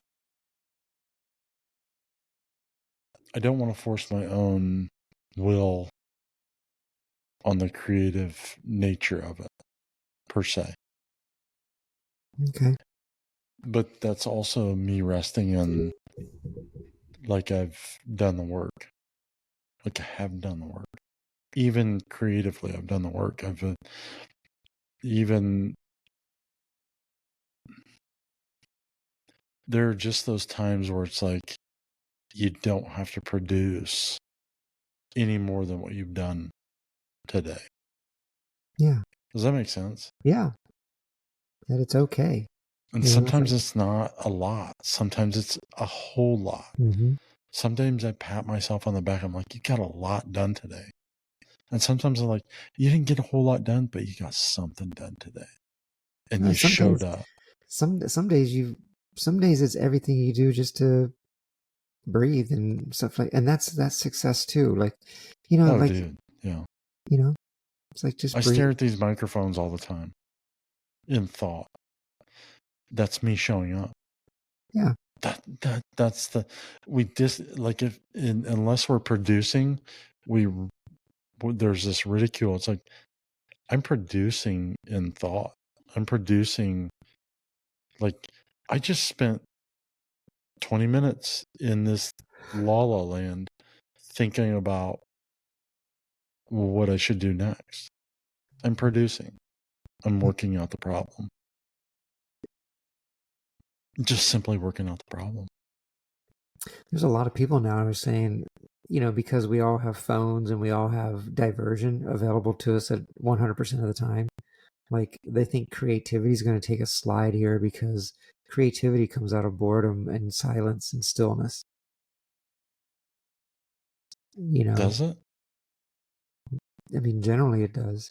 It can come out of But it, does it can it? come out of Like, frenetic activity too. so, But like when you have diversion, i.e., you can look at the phone and play Candy Crush or look at the news or watch TikToks endlessly. Chances well, are yeah. that's not going to produce creativity. That's Well, yeah, just that blows diversion. your creativity for sure. You know, It blows it. so there's some people who, like, I've heard this discussed several times. They're like, this is the end of creativity because people don't. Ooh, I mean, think about that's when you're a terrifying. kid. When you're bored, when you and your friends are bored and you have nothing to do, that's when you started inventing shit. Yeah. We made Yeah. up a new game and it's, throw rocks at each other or something stupid, but that's what boys do. It's like, we made up a new game, it's like, do Yep. that because, Avoid the rock. yeah, Don't get hit or, by the BB that's being shot at you. yeah, I mean, which maybe we should not, but, some ideas are more creative than others, but you know what I mean? Like, but people aren't bored anymore and people have diversion and, Wow. They're even, well, they are bored, but they're bored in the diversion. yeah, you're, That's a crazy thing. I know. Like, they'll stay bored in the diversion rather than do something that is creative and moves them forward in their life or their relationship or their family. Man, Yeah. that's messed up. So,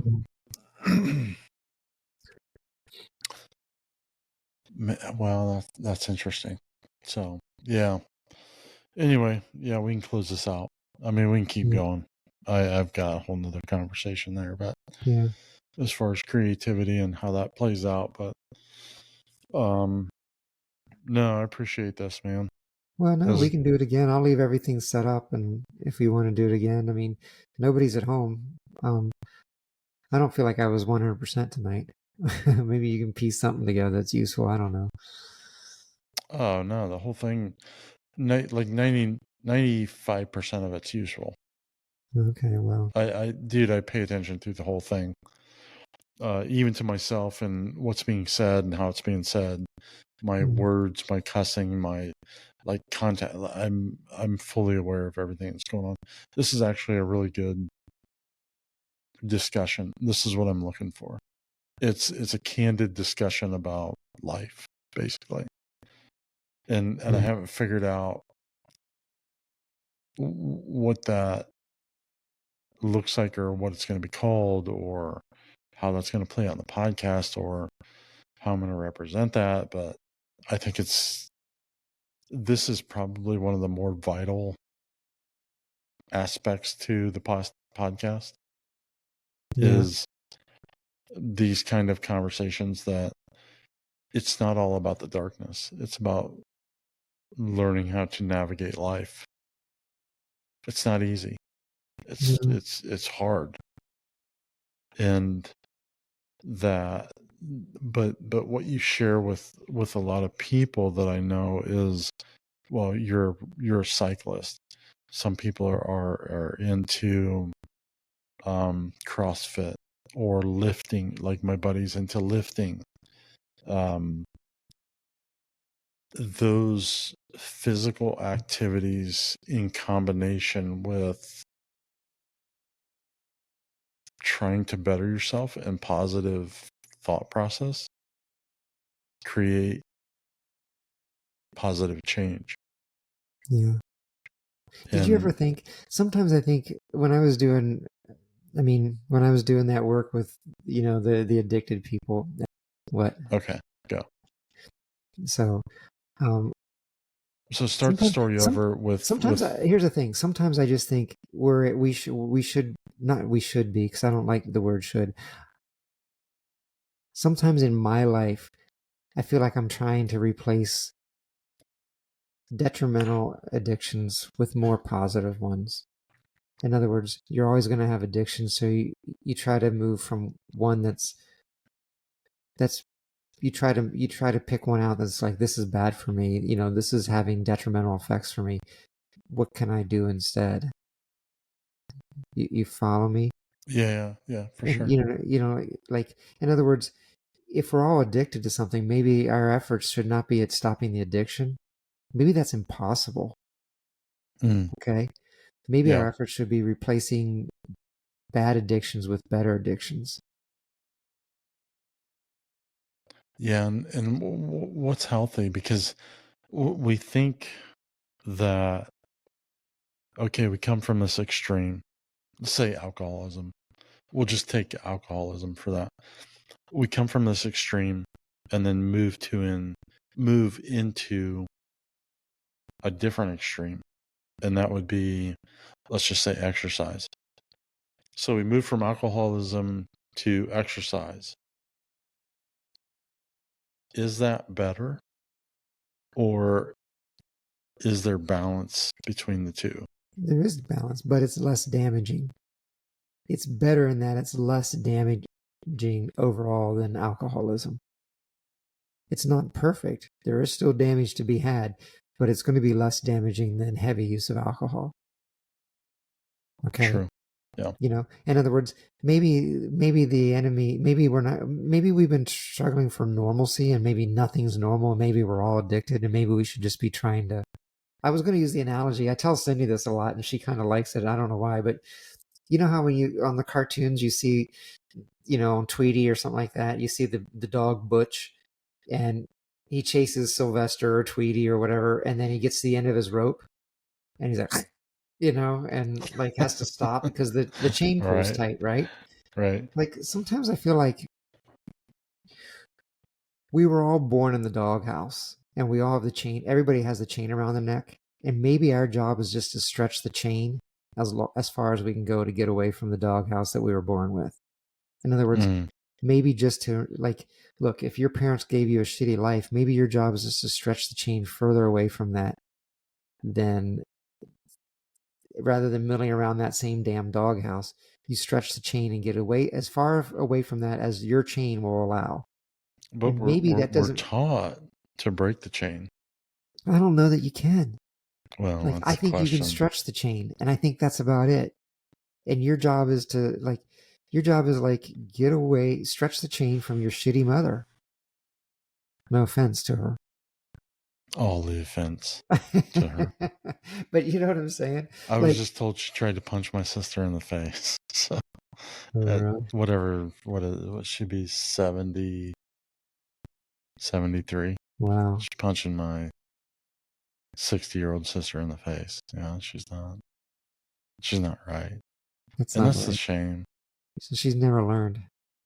No, not at all. She's Yeah. gotten worse. And But you that's, see what I'm saying? She hasn't stretched the chain. She's just the shame of it she's is doing, yeah, she's stayed around the doghouse that she was 100%. born in. Yeah. And the bad It's thing is comfort. And we've it's talked about comfort, that. it's It's home, comfort. it's comfort, it's home. And the bad thing is she didn't stretch the chain for you. So you're born into that same damn doghouse. Your job is to stretch the chain. Yeah. I don't know. Well, Breaking the chain I'm is like shitty. I I'm mean, I'm it's a long neck right now. I've well, been pulling on that chain for so long. I think my hey, neck is just long. that's what it's about, right? You just keep Should be a on, long neck. you know. So I don't know. Yeah. Sydney's like she's like and it's like even when I parent my kids. I mean, my mom and dad. I thought honestly, I don't have that trauma. They did a good job, mom and dad, and my dad. You know, but there's Yeah. things Yeah. I'm trying to stretch the chain further away from. I'm trying to improve on what they gave me. You know, But what they gave you was good. I know, but I can make it better, or I can make it worse. Have you? Well, I think I'm making it better, but I don't know. Half the time I think I've done a bad job, but but I love my kids and I like being around them, and they're great adults, you know. And Well, if you compare yourself to me, then you've done a great job. well, that's why I liked Like, having you as a friend. outstanding. You make me look so good. I'm just a little guy, but you make me feel so big. I don't know about big. We probably shouldn't use that in the context of Ginormous. right. Yeah, disgusting, man. So, I don't know. I just think that's I'm just doing that. I'm just trying to stretch the chain. I'm trying to improve on what I've been given, Yeah. you know. But you don't Yeah, know. yeah. But once again, you can say, "Are you?" Once again, did you see how I deflected that? Like, I don't know. Well, I'm trying to think through the process. Have I really done that? Yeah, but we're Man, I not in a don't know. position to edit. See, this goes back to our friend who thinks that the core of you doesn't change, and I'm kind of inclined to agree with him later in my life. Yeah, that's pretty cynical. It's pretty dark. Then Well, why it don't you doesn't just mean move you to can't why don't you just change your response. move to India and proclaim yourself part of the lowest caste? Uh-huh, Well, I am. uh-huh. I am part of the lowest caste. I mean, I don't know. I mean, here's the thing, but you're not in a position, and that's what I was saying earlier. We're not in a position to edit and to cast that judge. Like, here's the thing. Why are you casting judgment on yourself that you wouldn't cast on someone else? Mm-hmm. Fair enough. You know? I mean, I can never imagine a time when you would come to me and say, "Hey, Alan, you really fucked up with your kids this way and this way and this way." I just want to let you know that. But you do that to yourself all the time. Well, there's evidence to support my claims. See, there you go. But there's evidence. There's evidence. There's evidence. There's evidence to support my claims, for sure. The evidence, For sure. I don't know. Well, and that's the thing, and I'm discovering this more, that the longer I run down this road, in the capacity that I am with the podcast and telling my friends that I'm going to take my life, is that I realize there's more to my substance than I gave credit to. People love me, and I don't understand that. Maybe it's not for me to understand. Maybe it's for me to just accept. Yeah, I think the last part is the hard part, is accepting it. Yeah, that is a difficult thing, because I think most people in my position, if they look at their life honestly, there's somebody that walks beside them, that's loved them, that's spoken to their life, that has served a purpose at some point in their life, and that's perpetuated through different people. Like, mine was sporadic, and I had people at a very young age say, you don't have to do this anymore. You don't have to be this anymore. You can live a different way. And they've walked with me for a short time, but nobody, and maybe that's the longevity of, and maybe that was our relationship, honestly. Like, I had that longevity with you. And you believed in me, oddly enough, weirdly enough. But that was, like, I missed out on the beauty of that. So if I were to encourage anybody, it would be to take an honest assessment of the people that stand next to you, not the ones that are ridiculing you, not the ones that are hurting you or putting you down, but or doing, or putting you down and then telling you that they love you, but those people that walk beside you that say, you can, you're capable, you're enough, you're worthy. Yeah. And that's what I see in you. Well, And that's why thanks. you're my friend. Well, thank you. I mean, that's. Well, that's what you I. did, man. I mean, that's what you've always done. That's what you're at. That's where you're at now. Well, But I don't know that I recognize that until this path. Well, I'm glad you're actually seeing different narratives. It's ironic that you start walking down this path, whatever that is, and that's when the alternate narratives started opening up to you more. Dude, it's crazy. I ran into my pastor friend, who has been my mentor and friend for 30 years today.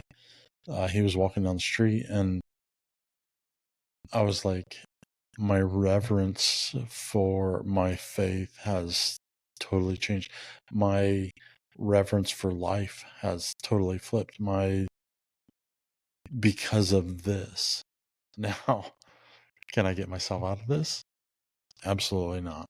I set things in motion before this all started. So there's, that's the hard part. But again, I wake up and I'm like, I did exactly, like, it doesn't matter the outcome now. I did exactly what I set out to do. And it's not exactly the way I would have hoped it would become, but it is exactly what I set out to do, and that's to raise enough money to help somebody with therapy. And that's what I did. And I've done it. I cannot be disappointed in anything that I've done. And now I'm in the bonus round. I'm just in the bonus round at this point, at any given point. So being in the bonus round, you still show up, you do the work, and you sit in the fact that, well, for me, it's my faith. I sit in the fact that I've done what I can do, and I can do no more. And until something inspiring comes and that creativity comes, then this is what I know. And this is what I'm going to be okay with.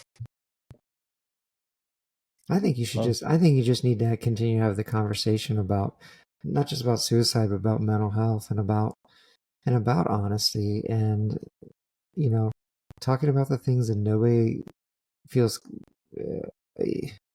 very few people feel comfortable talking about publicly. And this idea that we need professional. I mean, I'm all for professional therapists. Yeah. I used to get a Yeah. paycheck as, in that from that field. You know, Right. Right. but at the same time, there's an awful lot of goodness that comes out of each one of us towards each other. And Well, there is a lot of healing in the conversation. yeah, Just the and conversation. just the conversation, and not nobody trying to fix anybody. Like I go back to what we started off with. It's like Eeyore's friends. No one's trying to fix them. Right. No one's trying to fix them. They just accept him. You know, And they actually, they love all him. They and love him. they love They him, and love yeah, Eeyore. but they don't try to. He's one of their favorites. Yeah, but they don't try to fix him.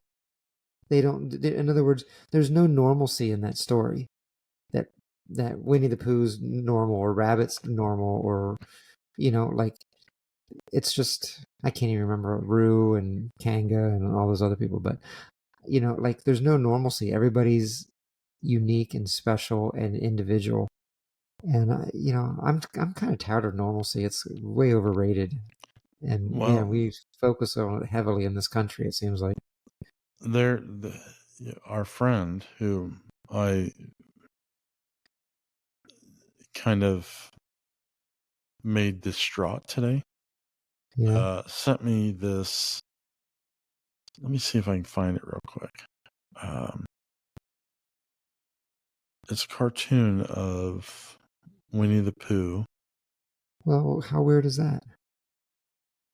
Well, it's Winnie the Pooh and Piglet. He says I Winnie the know. Pooh turns to Piglet and they're sitting Winnie on the a Pooh. log. Did you say Winnie the Pooh? Wacky tobacco. Winnie the Pooh says to Piglet, he's like, you know what today is?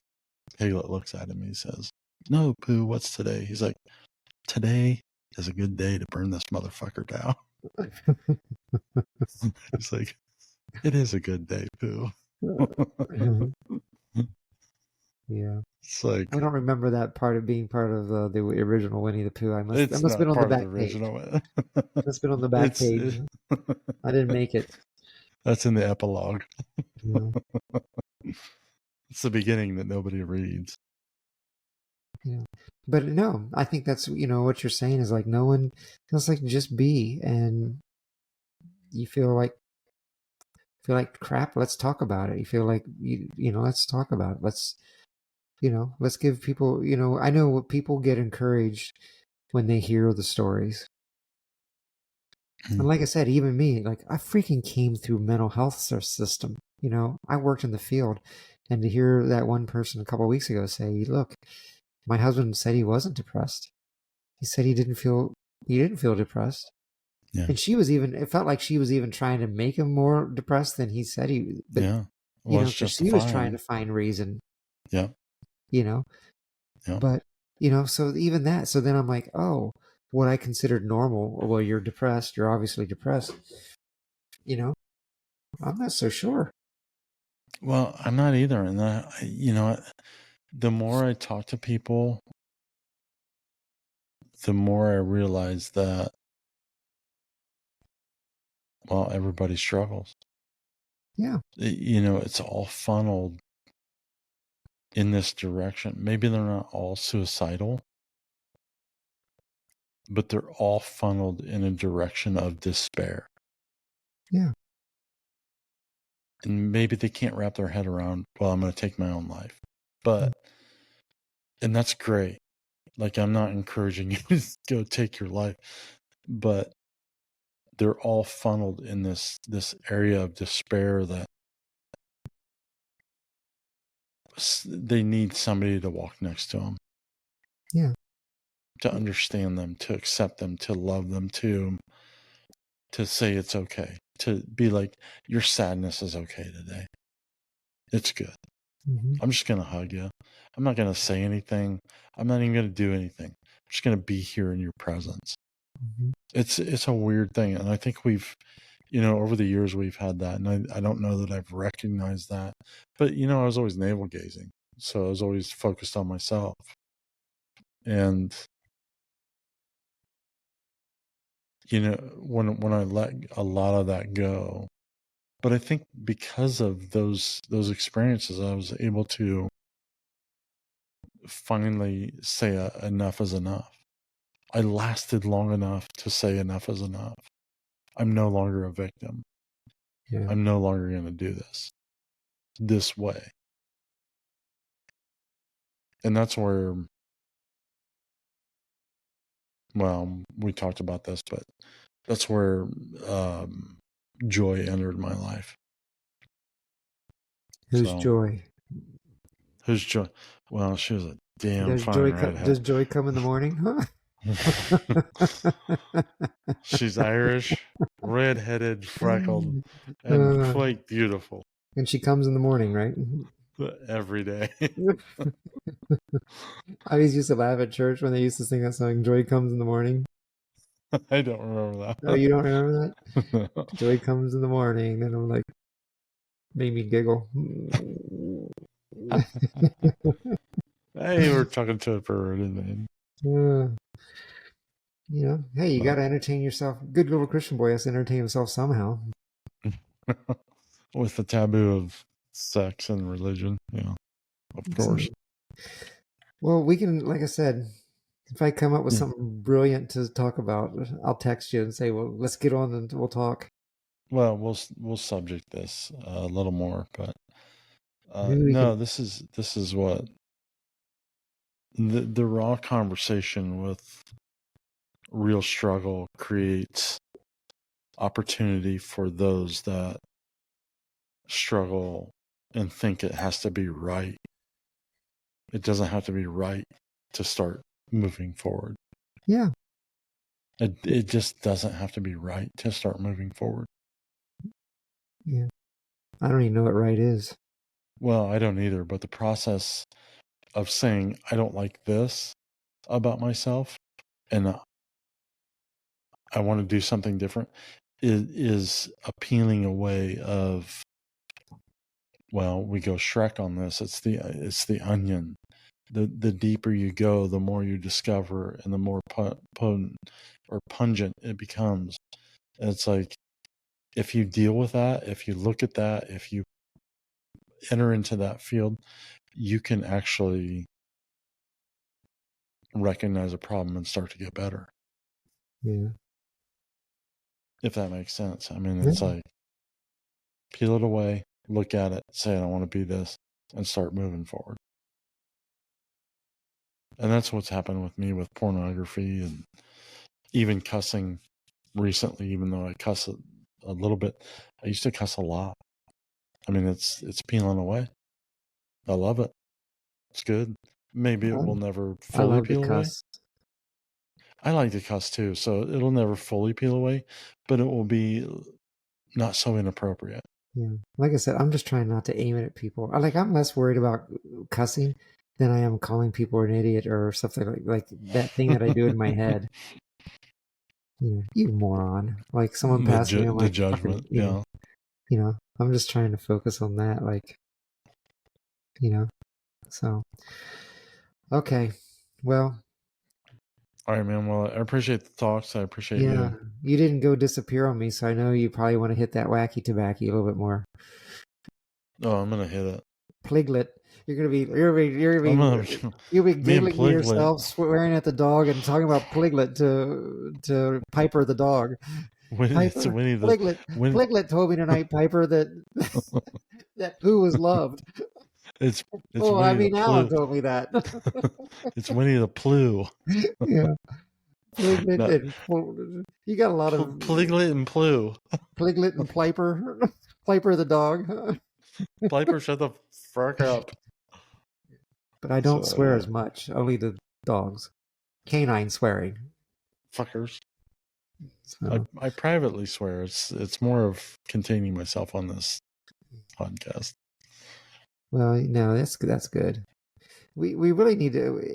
I could see this happening now with Shop Talk, Yeah. featuring the impeccable, the remarkable, the mad scientist himself, Bewit.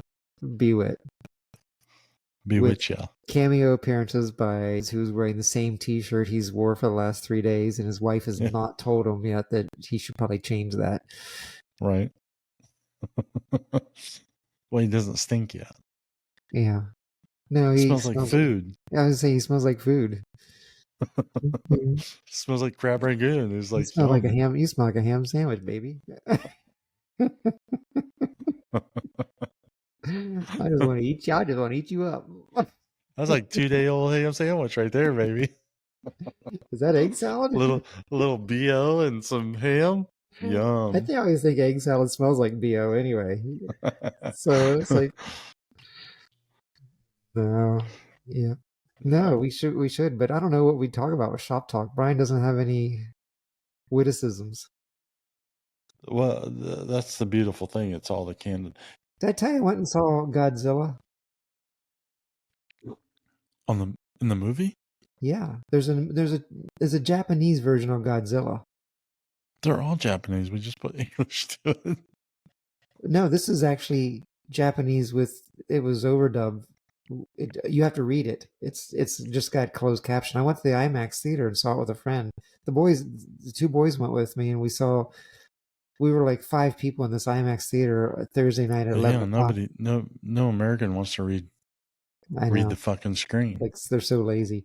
It was really good. But get this, Was it really? done. Yeah, it was done on a $15 million budget. It had everything that a monster movie should have.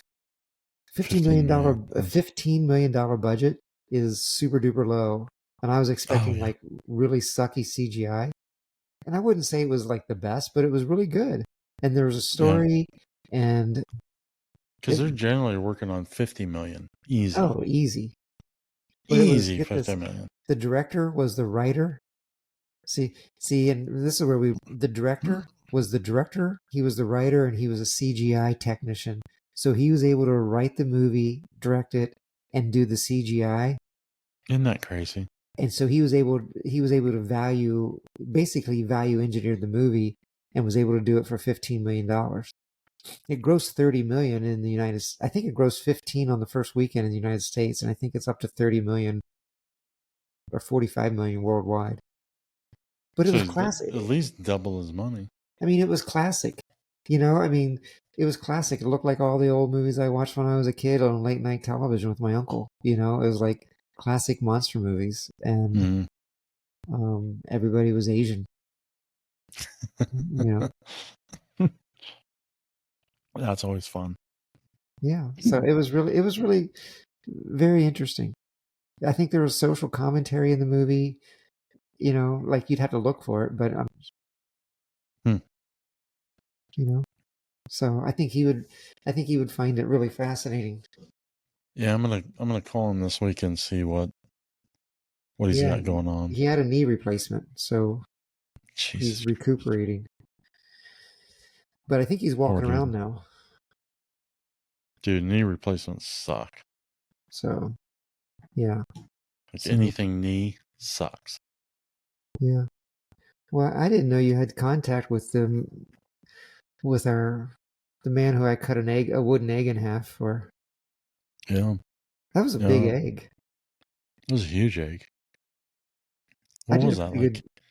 It was probably like 18 inches, 20 inches by like tall by round. It was probably 10 inches. Yeah, it was. Yeah. I can't believe I cut it in half. How did I do that?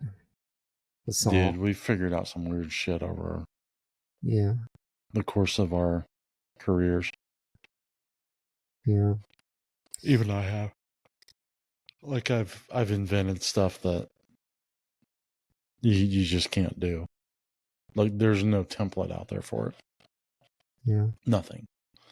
But that's the beauty of what we do. We're able to think through the process. That's the creative process. That's what we were talking about the other night, is like even math and science is a creative process. Yeah, for sure. And I can do geometry. I can do trigonometry, but I have no idea how to do it. But I can do it. Yeah. That's the crazy thing. Like I took a trig class because I couldn't get in pre-algebra. Yeah. And So it you was, just went right to trigonometry? well, I didn't have any choice. Man. It was the only class offered that at the time would have completed my degree. And I'm talking to my professor and I'm like, so this is how this works. This is the leverage. This is the cantilever type. He's like, yeah, he's like, how do you know this? And it was all about me building those hammock stands. I was like, so the pressure here is equivalent to this and this. Like, I explained the whole thing. He's like, oh my gosh, like, Yeah. you actually know what the hell you're talking about. Your Like, practical knowledge. well, yeah, and I don't know how I got there. I'm like, he's like, how did you figure this out? I'm like, I have no freaking clue. I just see it. I just know it. Yeah. But I can't do fucking trigonometry or geometry, but I can build a house. Yeah. Well, trigonometry and geometry doesn't exist in real life.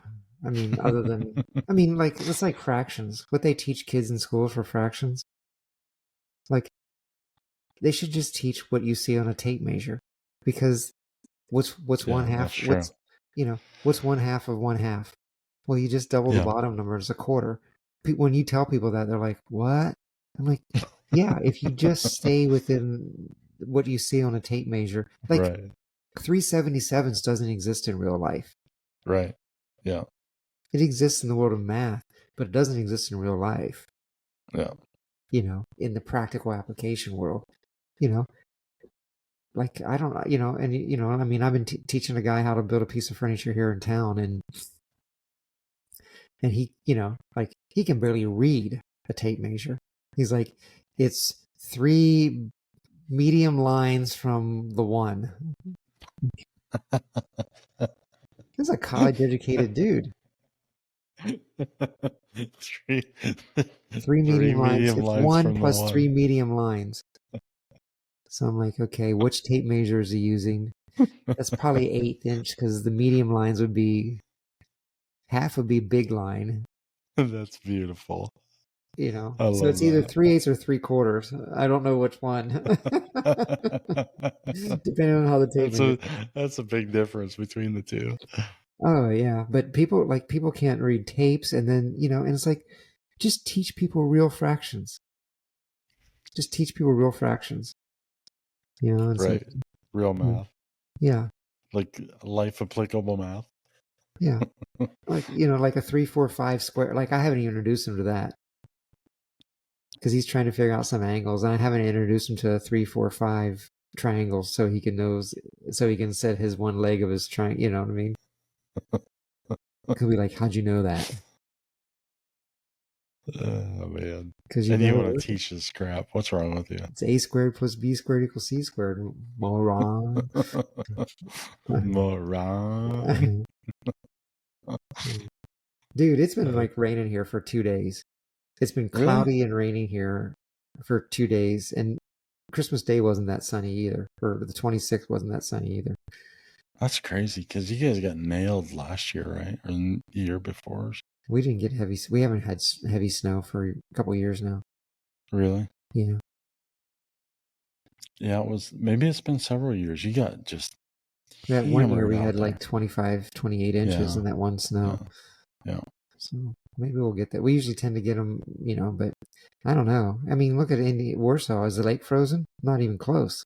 No, not even close. Do you remember we skated on, like, the week after Oh, Thanksgiving? Yeah. On the lake a week after Thanksgiving. People hardly believe that anymore. I'm like, oh yeah, we did it. Yeah. Well, yeah, we started skiing in the West when it was like before Thanksgiving. As soon as October hit. Yeah. We used to ski, but now it's later. Yep. They're making snow now, so. Yeah, they were trying to make it here, but it's like right now it's, I mean, I think the computer says it's 48, so I don't know. 49, yeah. It's 50 degrees here. So I'll take it. I don't like the cold. I mean, if it's 30, it's been like good. if it's going to snow, 30 degrees is fine with me. Anything below 30 is just an affront to my existence. 25 pisses me off.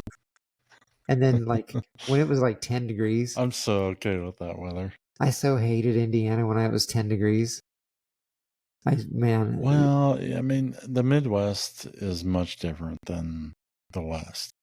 Like, you can be outside, it's 0 degrees in the West, and it's comfortable. In the Midwest, it is not comfortable. Save It's that 0 degrees brutal. comfortable.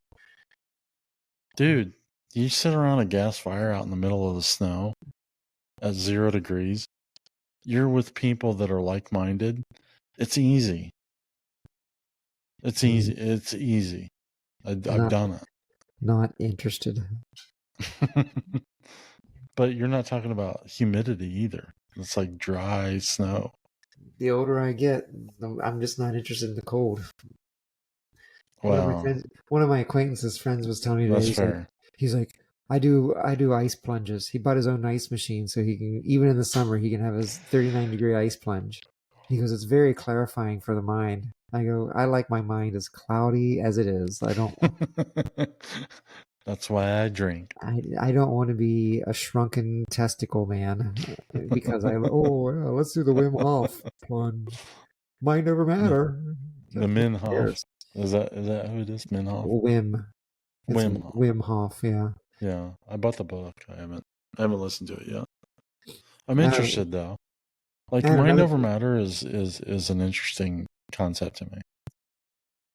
Like, well, the power of the mind. I don't mind over matter. I feel like I do that on the bike sometimes. Yeah, well, it is the same thing. It's like that power of the mind to do something that is adverse to what pain brings. Yeah. Like you're pushing through that negative emotion to get this positive reinforcement. It's an odd, like, it's the counterintuitive. Yeah, I'm just not interested in dunking myself in ice cold water. But you are interested in punishing yourself on a bicycle. Hey, to each his own, right? Distance. Yeah, same thing. To each his own. Yeah, to each his own. All right, let's close this out. Yep. Adios, amigo. It's not on video. Did you listen to that Noah podcast yet? No, not yet. Oh, talk about alternate narratives. Dude, I've been like moving shit and busy, and like it won't happen until I head back. Oh, that's too bad. Because it's gonna be.